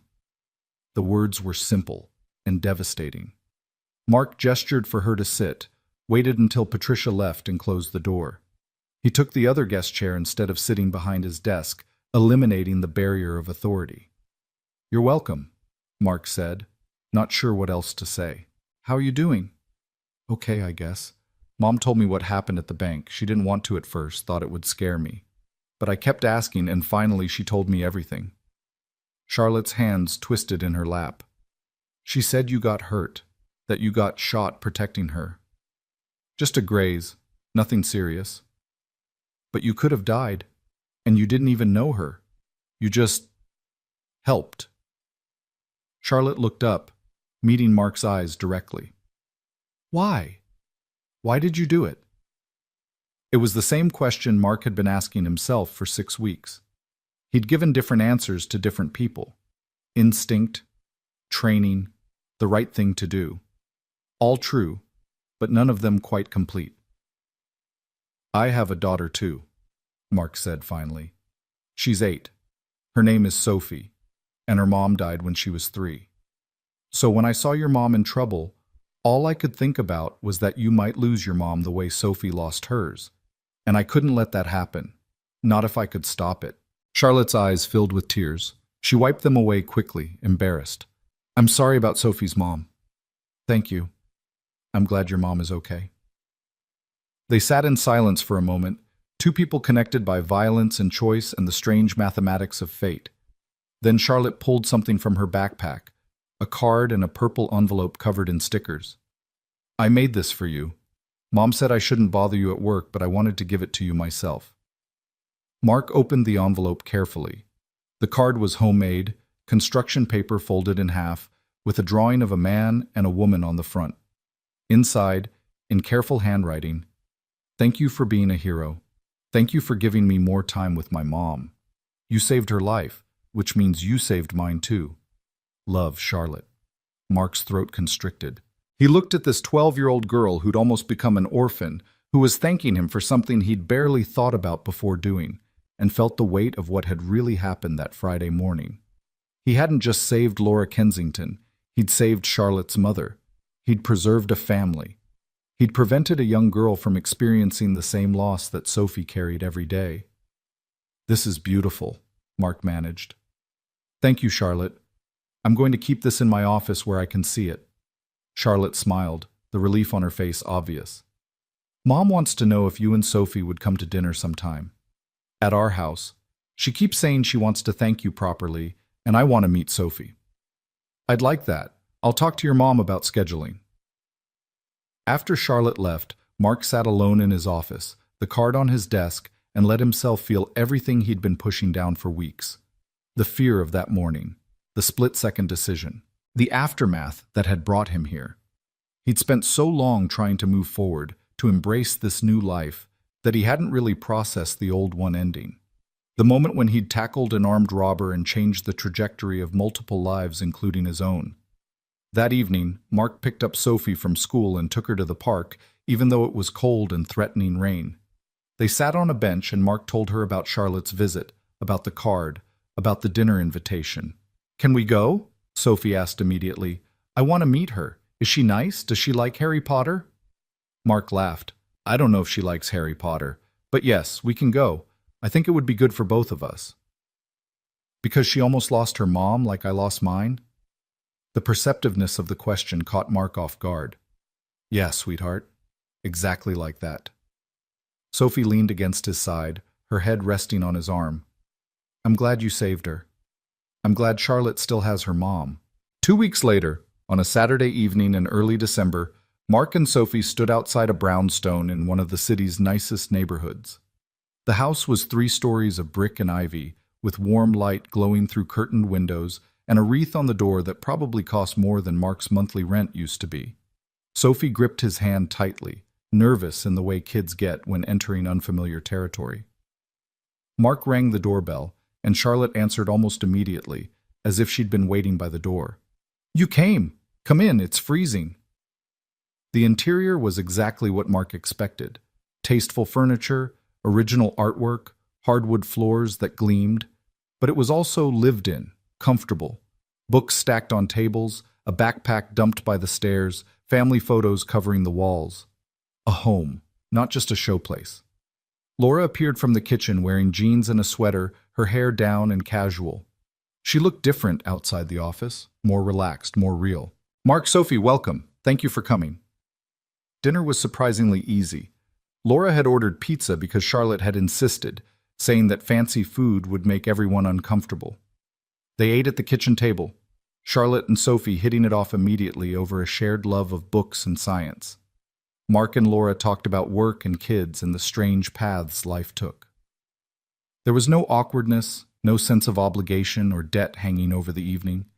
Just 2 single parents sharing a meal with their daughters, connected by circumstance but choosing to be connected by something more. After dinner, the girls disappeared upstairs to Charlotte's room, leaving Mark and Laura alone with coffee and the comfortable silence of people who'd been through something together. She talks about you, Laura said, cradling her mug. Charlotte. She asks about you, wants to know how you're doing, if Sophie's okay. I think meeting you helped her process what happened. Made it real, but also survivable. Sophie's the same with you. Asks if you're safe, if you're happy. She worries. Mark paused. She worries because she knows what it's like to lose a parent. And she knows how close you came. I think about that day constantly, Laura admitted. Not the fear, though, that comes sometimes, but the randomness of it. How a decision to stop at the bank could have ended my life. How you being there, at that exact moment, saved it.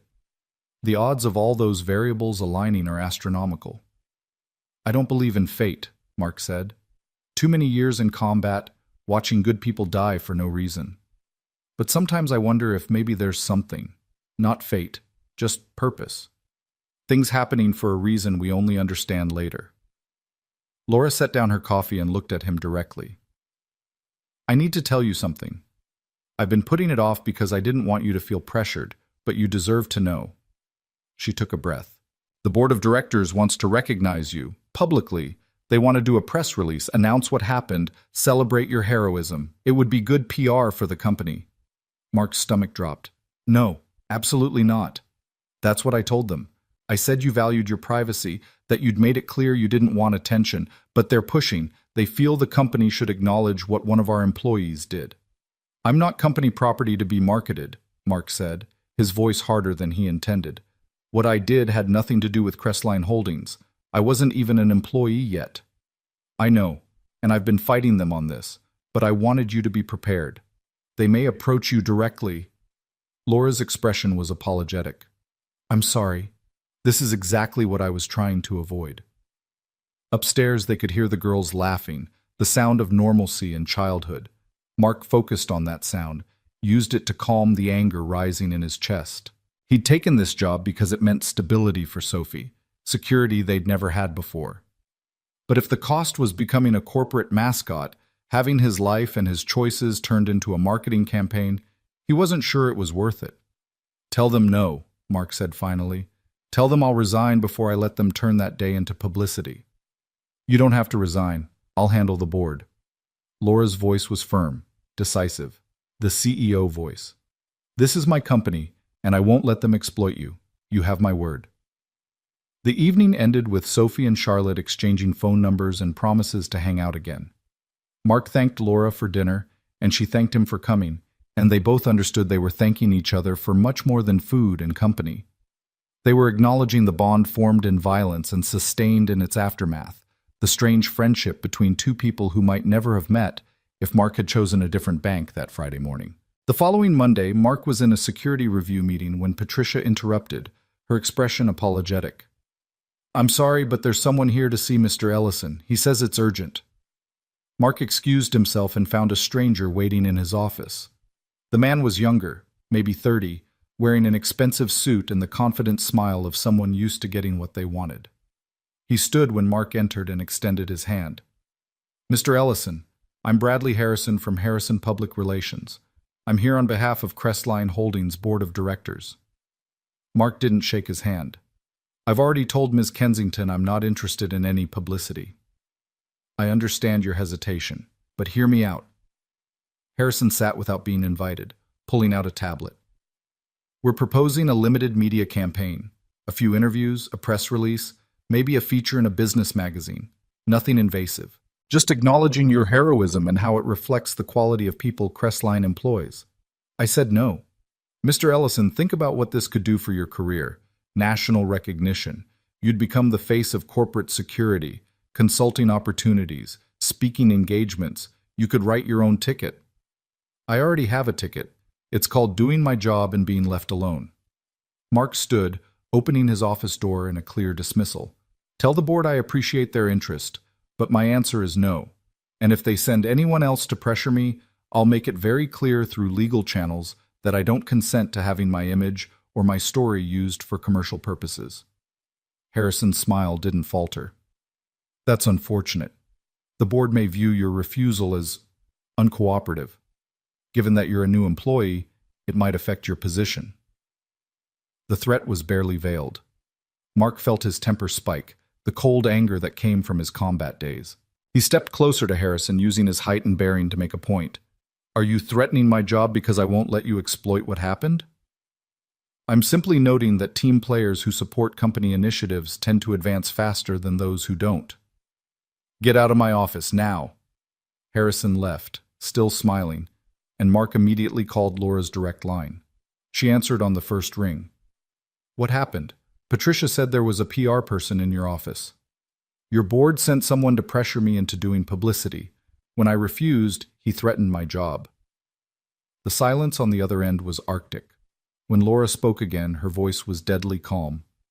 His name? Bradley Harrison.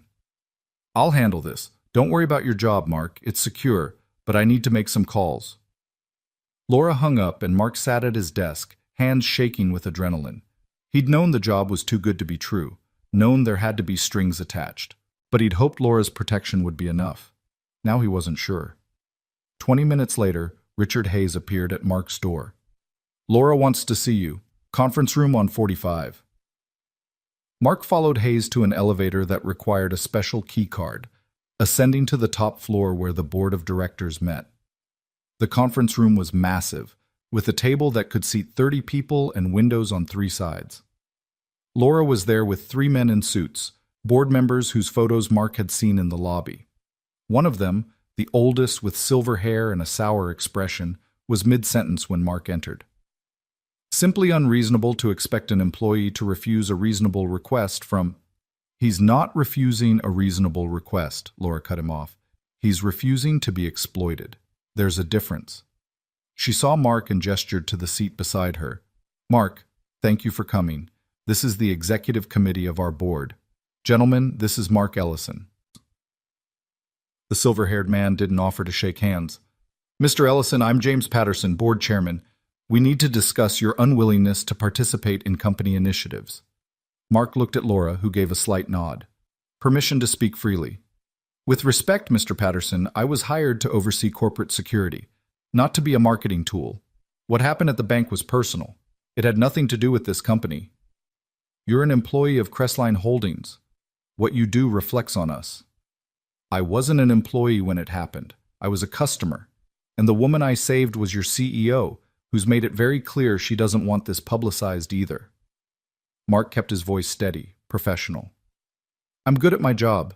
My team's performance metrics have improved 20% since I started. I've implemented new protocols that have already prevented 2 security breaches. I'm giving you exactly what you hired me for. But I won't give you my story, that's not for sale. Another board member, younger than Patterson, leaned forward. What if we made it worth your while? A bonus, additional compensation. Not interested. Everyone has a price, Mr. Ellison. Mine is higher than you can pay. Mark stood. If this is a condition of my employment, then I'll resign. But I won't be bought. Not by you, not by anyone. Laura stood as well. Mark isn't resigning because the board is going to drop this ridiculous publicity campaign and let him do the job we hired him to do. She looked directly at Patterson. I've already explained that I support Mark's position fully. If the board overrides me on this, then we'll have a much larger conversation about my role as CEO. The room went silent. Laura had just threatened to quit if they pushed this. And everyone in the room knew that Crestline Holdings couldn't afford to lose their CEO 6 months into her tenure, not over something as trivial as a PR campaign. Patterson's jaw tightened. This conversation isn't over. Yes, it is, Laura said firmly.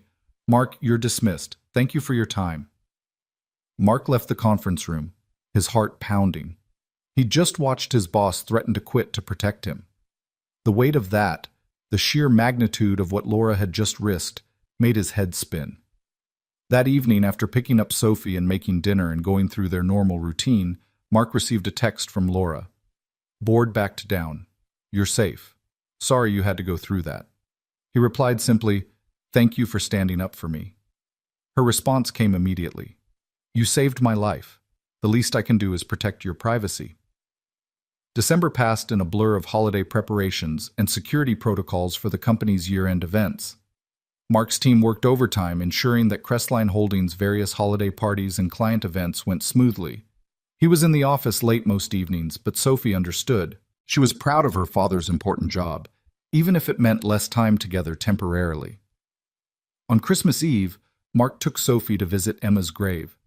They left flowers and told her about the year's changes, about the new job and the new apartment they'd moved into just last week. 2 bedrooms with a working elevator and quiet neighbors, exactly what Mark had promised. Sophie's room had a window that overlooked a small park, and she decorated it with posters and books and all the things 8-year-olds loved. "Do you think Mom knows?" Sophie asked, her breath fogging in the cold air. "About how much better things are?" "I think if she's watching, she's happy for us," Mark said, "and proud of you for being so strong." Christmas morning, Mark woke to find Sophie already up, sitting by the modest tree they'd decorated together. He'd bought her real presents this year, books and art supplies and a new winter coat that wasn't from a thrift store. She opened each gift with the kind of wonder that made everything Mark had been through worth it. "This is the best Christmas ever," Sophie declared, hugging a stuffed dragon she'd asked for. "Even better than when Mom was here." The words were innocent, but they hit Mark like a truck. Sophie didn't mean it cruelly. She was just 8, living in the present, comparing this abundant Christmas to the lean years that had come before. But it reminded Mark that Sophie's memories of Emma were fading, being replaced by new experiences that Emma wasn't part of. It was natural. It was healthy. It was also heartbreaking. "Mom would have loved seeing you this happy," Mark said, pulling Sophie close. That's all she ever wanted. New Year's came and went. Mark spent it with Sophie, watching the countdown on TV and eating popcorn, both of them asleep before midnight. He'd been invited to Crestline's corporate New Year's party, but declined. Work-life balance was something Richard Hayes had stressed during Mark's onboarding, and Mark took it seriously. Sophie came first, always. In mid-January, nearly 4 months after the bank robbery, Mark received a call from Detective Warren. "Wanted to update you on the case. Raymond Porter and James Mitchell both pleaded guilty. 22 years for Porter, 25 for Mitchell. The third suspect is still outstanding, but he'll turn up eventually." "Good," Mark said, feeling only a distant sense of satisfaction. Those men were part of a life that felt increasingly remote, a before time that didn't quite connect to his current reality. "One more thing," Warren added. "Porter wanted me to pass along a message. Said to tell you he was sorry, for what it's worth." Mark thought about that for a long time after the call ended. Sorry. A word that couldn't undo violence but might indicate growth, change, the possibility of redemption. He didn't forgive Porter. Couldn't forgive someone who'd been willing to kill an innocent woman.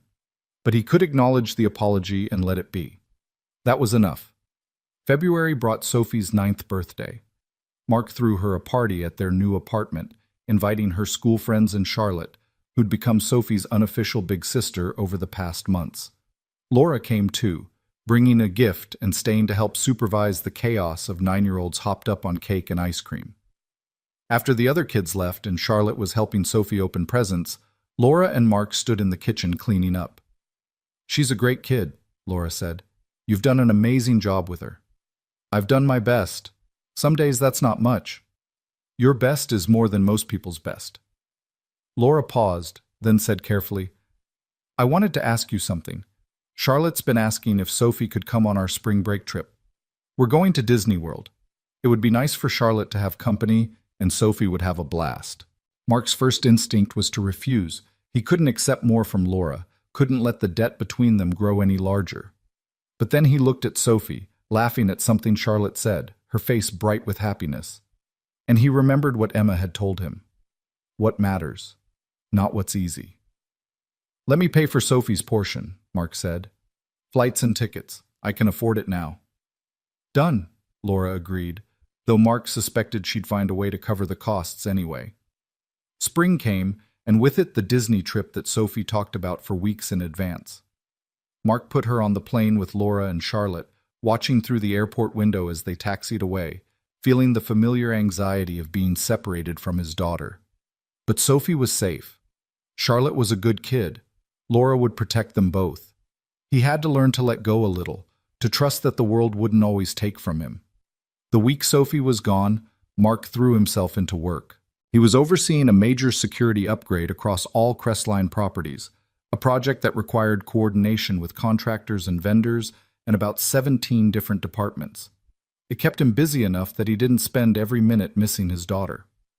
On Wednesday of that week, Richard Hayes called Mark to his office. "Sit down. I have some news." Mark sat, bracing himself. Good news or bad, Hayes's tone gave nothing away. "The board met yesterday. They want to promote you to VP of Security Operations. It comes with a raise, more responsibility, and a seat at executive meetings." Hayes smiled. "It's well-deserved, Mark. You've exceeded every expectation." Mark let the words sink in. VP. Another step up the ladder he hadn't even known he was climbing 6 months ago. What about the publicity thing? Is this contingent on... No strings. They backed off that completely after Laura's threat. This is purely based on your performance. Hayes slid a folder across his desk. "New contract. Take it home, review it, let me know." That evening, Mark sat in his quiet apartment and opened the folder. The salary figure made him blink and read it twice. With this promotion, he'd be making more in a year than he'd made in the previous 5 years combined. Sophie could go to any college she wanted. They could buy a house, save for the future. All the securities that had seemed impossible were now within reach. He called Sophie at the hotel. She answered breathless and excited, talking about the rides she'd been on and the characters she'd met and how Charlotte had won her a stuffed Mickey Mouse at a game. "I miss you, Daddy, but this is so fun." "I miss you too, kiddo. Having a good time?" "The best time ever. Thank you for letting me come." After they hung up, Mark sat holding his phone and feeling the strange duality of his life. 6 months ago, he couldn't afford new shoes for his daughter.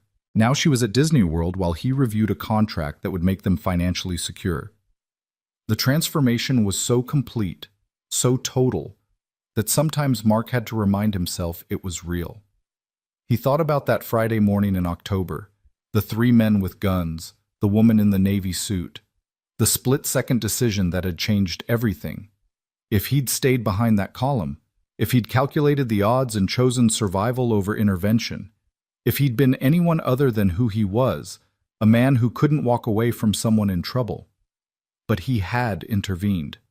He had saved Laura. And in doing so, he'd saved himself and Sophie too. Not from physical danger, but from the slow, grinding poverty that eroded dignity and hope. He'd given them both a future that looked nothing like the past. Sophie came home from Disney World with a suitcase full of souvenirs and stories that lasted for days.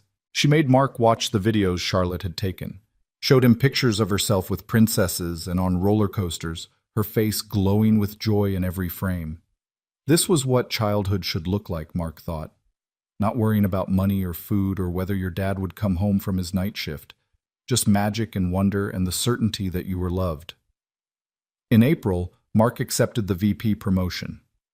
There was a small ceremony in the main conference room, the executive team gathering to congratulate him, Laura shaking his hand and saying quietly, "You've earned this, every bit of it." That evening, Mark took Sophie out to dinner at a nice restaurant, the kind of place they never could have afforded before. They sat at a table with cloth napkins and multiple forks, and Sophie tried to act grown up, holding her water glass with both hands and speaking in what she probably thought was a sophisticated voice. "I'm proud of you, Daddy," she said seriously. "You're really important now." "I was always important," Mark corrected gently. "Because I'm your dad. That's the most important thing I'll ever be. But now you're important to other people too, that's different." She was right, of course. His role had expanded beyond just father. He was a leader now, someone people depended on, someone who made decisions that affected lives. It was heavy sometimes, that responsibility. But it was also fulfilling in ways his old job never had been. May came, and with it the anniversary of Emma's death. 5 years. Half a decade since Mark had become a single father, since his world had narrowed to survival, and Sophie in the grinding work of getting through each day. He took the day off, something he never could have done at Morrison Janitorial, and spent it with Sophie at the cemetery. They brought flowers, told Emma about their year, about all the changes and improvements. Sophie talked to her mother's headstone with the ease of a child who'd done this many times, updating Emma on school and friends and the upcoming summer vacation. Mark mostly listened, adding details here and there, feeling the familiar ache of loss that never quite went away. "Mom would like our new apartment," Sophie said confidently. "It has a dishwasher. You always said she wanted a dishwasher." "She would love it," Mark agreed. "She'd love seeing you so happy." On the drive home, Sophie was quiet, processing. Finally, she said, "Do you think you'll ever get married again? To someone like Ms. Kensington?" Mark nearly drove off the road. "What? Where did that come from?" "Charlotte says her mom likes you. Not like, but she respects you. And you're both single parents. It makes sense." "Sophie, Laura is my boss, that's all. We're friends because of what happened, but that's it." "Okay," Sophie said, clearly unconvinced. "But if you did like someone, I wouldn't mind. I want you to be happy too." The conversation stuck with Mark for days. He hadn't thought about dating since Emma died, hadn't had the time or energy or desire. His whole life had been Sophie and work and survival. But now, with stability and security, the possibility existed. Not with Laura, obviously. That would be inappropriate on about 17 different levels. But maybe eventually, with someone. The thought was strange and uncomfortable and not entirely unwelcome. Summer arrived, and with it Sophie's school break. Mark arranged his schedule to have more flexible hours, working from home 2 days a week so he could spend time with Sophie. They went to the park, visited museums, took a weekend trip to the beach. Normal family activities that Mark had once thought were reserved for people with more money and less struggle. In July, nearly 9 months after the bank robbery, Mark's team successfully prevented a serious security breach at one of Crestline's data centers. A former employee had attempted to access the building after hours, and Mark's new protocols caught it immediately. The response was textbook perfect, the individual apprehended before any damage could be done. Laura called Mark into her office the next day to congratulate him personally. "This is exactly why we hired you," she said. "You think like someone who's been in actual danger. You understand that security isn't theoretical. It's life and death." "Just doing my job," Mark said, the automatic response. "Stop," Laura said, not unkindly. "You always do that. Minimize your contributions. Take credit when you've earned it, Mark. It's okay to be proud of what you've accomplished." Her words stayed with him as he returned to his office. Was he proud? He'd spent so long just trying to survive that pride felt like a luxury he couldn't afford. But maybe it was time to acknowledge that he'd done more than survive. He'd thrived. He'd taken an impossible situation and turned it into something good. He'd given Sophie a better life. He'd built a career. He'd proven that one moment of courage could ripple forward into a completely different future. In August, Charlotte started high school and Sophie started 4th grade. The two girls stayed close despite the age gap, Charlotte taking her big sister role seriously, Sophie looking up to her with obvious admiration. Laura and Mark fell into an easy friendship, grabbing coffee occasionally when their schedules aligned, talking about their daughters and the challenges of single parenthood. It was during one of these coffee meetings that Laura said, "I've been thinking about that day. The bank. And I realized something. You didn't just save my life. You saved who I am. If I'd died, Charlotte would have grown up without a mother. She would have been shaped by that loss the way Sophie was shaped by losing Emma. You prevented that. You gave Charlotte the chance to grow up whole." Mark didn't know what to say. The weight of what Laura was describing was enormous, the butterfly effect of his choice extending further than he'd fully comprehended. "I think about what Sophie lost," Mark said finally. "Every day. And I'm glad Charlotte didn't have to lose the same thing. That's enough for me." September came, marking 1 year since the robbery. Mark woke that Friday morning, dropped Sophie at school, and took the subway downtown the same way he'd done hundreds of times now. But today, he detoured past Crestline Bank, the scene of the event that had changed everything. The building looked normal, mundane. People went in and out conducting ordinary business. There was no plaque or marker indicating that violence had occurred there. Just another bank on another street in a city full of both. Mark stood outside for a few minutes, remembering. The fear, the gunfire, the choice. Then he turned and walked to work, leaving the memory behind but carrying its consequences forward. That evening, Laura called. "I know what today is. How are you doing? Fine. It feels like it happened to someone else now. I know what you mean. Sometimes I wonder if I dreamed it. Laura paused. Listen, I wanted to do something to mark the anniversary. Nothing public, just a small dinner. You, me, the girls. Charlotte wants to celebrate that we're all here, all okay. Would you come? Yeah, Mark said. We'd like that. The dinner was at Laura's house, casual and comfortable. They ordered Chinese food and ate in the living room, the four of them sharing stories and laughter. At one point, Charlotte and Sophie disappeared upstairs, leaving Mark and Laura alone with the leftovers and fortune cookies. Laura cracked hers open and read, "New opportunities will present themselves soon." She smiled. Bit late for that. The opportunity already presented itself a year ago in the form of a Marine who couldn't mind his own business. I prefer couldn't walk away from someone in trouble, Mark said, opening his own fortune. Good things come to those who wait. He snorted. I think I've done enough waiting.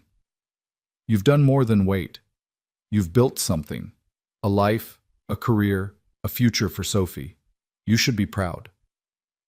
There was that word again. Proud. Mark turned it over in his mind, testing the weight of it. Was he proud? Of surviving?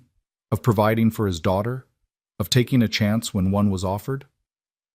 I'm grateful, Mark said finally. Proud feels too big. But grateful, yeah. I'm grateful every day. Then I'm grateful too, Laura said softly. For you. For what you did. For the year we've both had because of it. Upstairs, they could hear the girls laughing, the sound of normalcy and safety and childhood preserved. Mark listened and thought about all the moments that had led to this one. Emma's death, the years of struggle, the Friday morning in October, the choice to act instead of hide. Each moment a domino falling, creating the pattern that became his life. October arrived, and with it Mark's one-year anniversary at Crestline Holdings. Richard Hayes took him to lunch at an expensive steakhouse, the kind of place Mark never would have entered before this job. Over medium-rare ribeye and scotch, Mark was still learning to appreciate. Hayes told him about the next phase of his career. We're expanding internationally, new offices in London and Singapore. We need someone to oversee global security operations. The board wants you. Mark set down his fork. That would mean travel, a lot of it. Some, yes, but mostly coordination from here. You'd build and manage teams in each location, but your home base would still be the U.S. Hayes leaned back. It's a big step.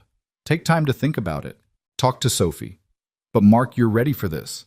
You've proven that over and over. That evening, Mark discussed it with Sophie over dinner. She listened seriously as he explained what the new role would mean, the occasional travel, the increased responsibility. Would you be gone a lot? She asked. Maybe a week every few months? Less if I can manage it. Sophie thought about it, chewing her pizza carefully. I think you should do it. You're really good at your job, Daddy, and I'm old enough to stay with Mrs. Patterson or Charlotte when you travel. You sure? I'm sure. As long as you promise to call me every day when you're gone. Every single day, Mark promised. He accepted the position the following week. Director of Global Security Operations. The title felt absurd, like someone playing dress-up in their parents' clothes. But the work was real, and Mark threw himself into it with the same focus he'd brought to every challenge since leaving the Marines. He traveled to London in November, spending a week setting up new protocols and interviewing potential team members. He called Sophie every evening, listening to her describe her day, her voice a tether to home. December brought the holidays again, the second Christmas in their new life. This one was even better than the last, Sophie old enough to appreciate not just the presents, but the security behind them. The knowledge that they were okay, that her father's job was stable, that their future was secure. On Christmas Eve, they visited Emma's grave as they always did. Mark told his wife about the promotion, about Sophie's progress in school, about the life they'd built on the foundation of her loss. I wish you could see her, he said quietly. She's so much like you, smart and brave and kind.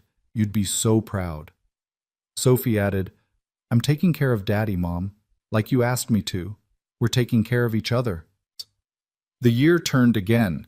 bringing 2026 and new challenges and opportunities.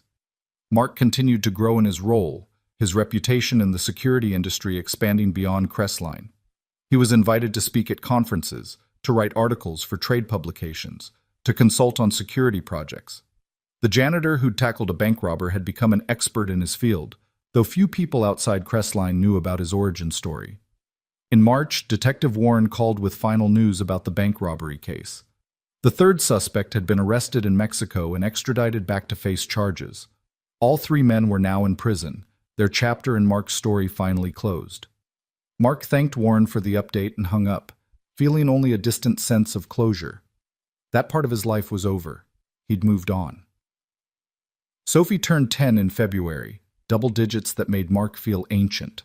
She was growing up fast, already showing signs of the teenager she'd become. She had friends and interests and a confidence that Mark envied. She knew she was loved, knew she was safe, knew her father would move heaven and earth for her. That knowledge gave her a foundation Emma's death had threatened to destroy. In April, Laura was named CEO of the Year by a major business magazine. The article featured her turnaround of Crestline Holdings, the company's growth under her leadership, her vision for the future. There was a small mention of the bank robbery, carefully worded to protect Mark's privacy, noting only that an employee had prevented a tragedy and that the CEO was committed to security and safety. Mark read the article in his office and felt that familiar pride-gratitude hybrid. Laura had kept her promise. She'd protected him while still acknowledging what happened. The article didn't name him, didn't detail the event, just noted it and moved on. Perfect. That evening, Laura texted him. "Thank you for letting me mention it. I know you value your privacy." "You earned that recognition," Mark replied. "The robbery was just one day. You've done amazing things since." "We both have," she responded. Summer came again, and with it Sophie's fifth-grade year ending. She'd grown tall, almost to Mark's shoulder now, her child's face beginning to show hints of the young woman she'd become. They took a real vacation that year, flying to California to visit Emma's parents for the first time since the funeral. Sophie barely remembered them, but they embraced her with tears and love, marveling at how much she'd grown. Mark's father-in-law pulled him aside during the visit. "Emma would be so proud of you, son. Raising Sophie alone, building a career, staying strong, that's not easy." "Nothing about it has been easy," Mark admitted, "but it's been worth it." September brought another anniversary, 2 years since the robbery. Mark didn't visit the bank this time. He'd moved past needing that physical reminder. The event lived in his memory and his scar, but it didn't define him anymore. He was more than the man who'd tackled a robber.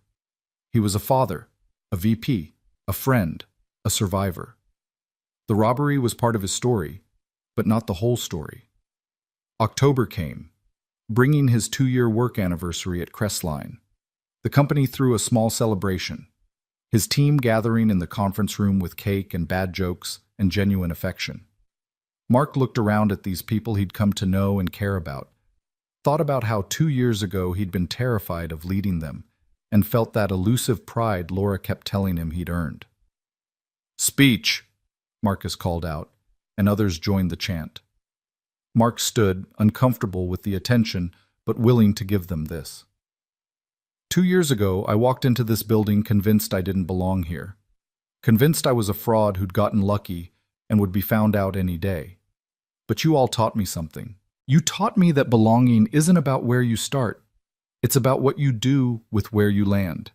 And I landed here, with all of you, and you made me better, made me into someone who deserves to lead this team. So thank you. For your patience, your expertise, your friendship. You're the best team I could ask for." The applause was genuine, and Mark felt his throat tighten with emotion he didn't quite know how to process.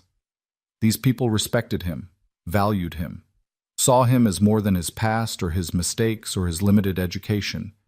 They saw him as their director, their leader, their colleague. That night, Mark sat with Sophie after bedtime stories, her room dark except for her nightlight shaped like a moon. She was almost too old for bedtime stories now, but they both pretended she wasn't, unwilling to let go of this ritual. "Daddy?" Sophie's voice was sleepy. "Are you happy?"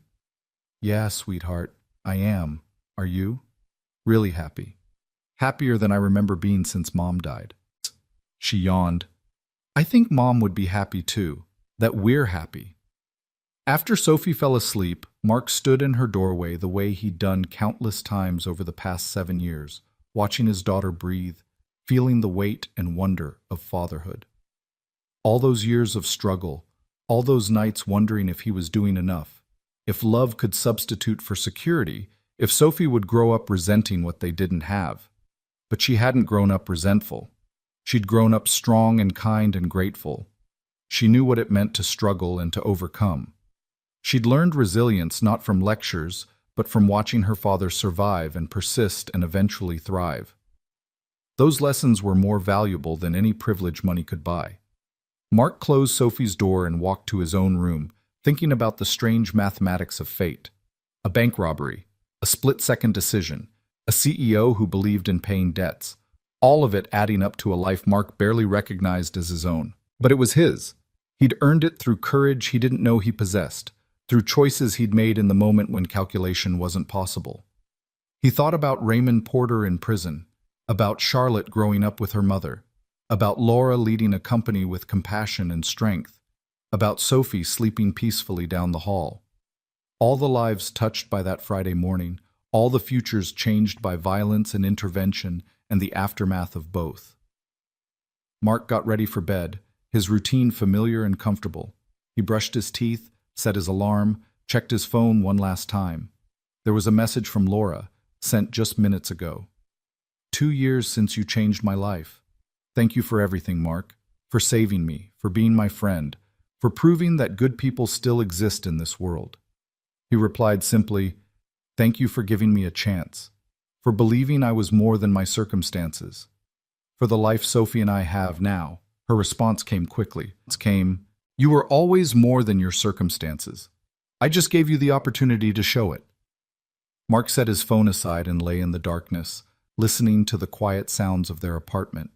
The hum of the refrigerator, the distant traffic, the peaceful breathing of his daughter sleeping safely down the hall. Normal sounds. Beautiful sounds. 2 years ago, he'd been a janitor with an overdue electric bill, standing in a bank line, thinking about Sophie's 2 small shoes. Now he was a VP with a secure future, living in a good apartment, thinking about Sophie's college fund. The transformation was complete and total, built on a foundation of violence and choice and one woman's decision to turn gratitude into opportunity. Mark closed his eyes and felt something he'd spent most of his adult life chasing. Not happiness exactly, though that was part of it. Not pride, though he was learning to accept that too. What he felt was peace. The certainty that he'd done right by Sophie, by Emma's memory, by the second chance he'd been given. The knowledge that when his moment came, when choice compressed into action, he'd chosen the harder right instead of the easier wrong. And that choice had saved more than Laura's life. It had saved his own. Pulled him out of the grinding poverty that eroded hope and dignity. Given Sophie a childhood defined by security instead of scarcity. Created a future that bore no resemblance to the past except in the lessons learned from it. Mark fell asleep thinking about tomorrow. About the security review he had scheduled. About Sophie's parent-teacher conference next week. About the trip to London he'd need to make next month. Ordinary concerns of an ordinary life, made extraordinary by how different it was from what had come before. The bullet scar on his arm had faded to white, barely visible now unless you knew to look for it. But Mark knew it was there. A reminder of the morning everything changed, of the woman whose life he'd saved and who'd saved his life in return, though in a different way. Of courage and consequence and the strange paths that led from survival to thriving. Outside, the city continued its endless rhythm. Inside, Mark Ellison slept peacefully. A father and a friend and a leader, defined not by where he'd started, but by who he'd chosen to be when the choice mattered most. The janitor was gone. The hero was a distant memory. What remained was just a man who'd done the right thing and reaped rewards he'd never expected. And sometimes, Mark thought as sleep pulled him under, sometimes that was enough. Sometimes the right choice at the right moment could ripple forward into a completely different life. Sometimes courage wasn't about seeking glory, but about acting when action was needed, regardless of cost. He'd paid the cost that Friday morning, and he'd been paid back 1,000-fold in all the days that followed. That was the real miracle. Not the violence or the heroism, but the ordinary grace of a life rebuilt from a moment of extraordinary courage. Mark's last thought before sleep claimed him completely was of Sophie's face that morning, bright with confidence and joy, waving goodbye at the school gate with her light-up sneakers flashing in the sun. That image, more than any promotion or salary or recognition, was proof that he'd done something right. He'd saved a stranger, and in doing so, he'd saved his daughter's future and his own soul. That was legacy enough for any man. The story that began with gunfire and terror had ended with peace and security and the quiet satisfaction of a life well lived. Mark Ellison had started as a struggling single father and become a successful professional, but more importantly, he'd remained who he'd always been at his core, a man who couldn't walk away when someone needed help. And that, in the end, made all the difference.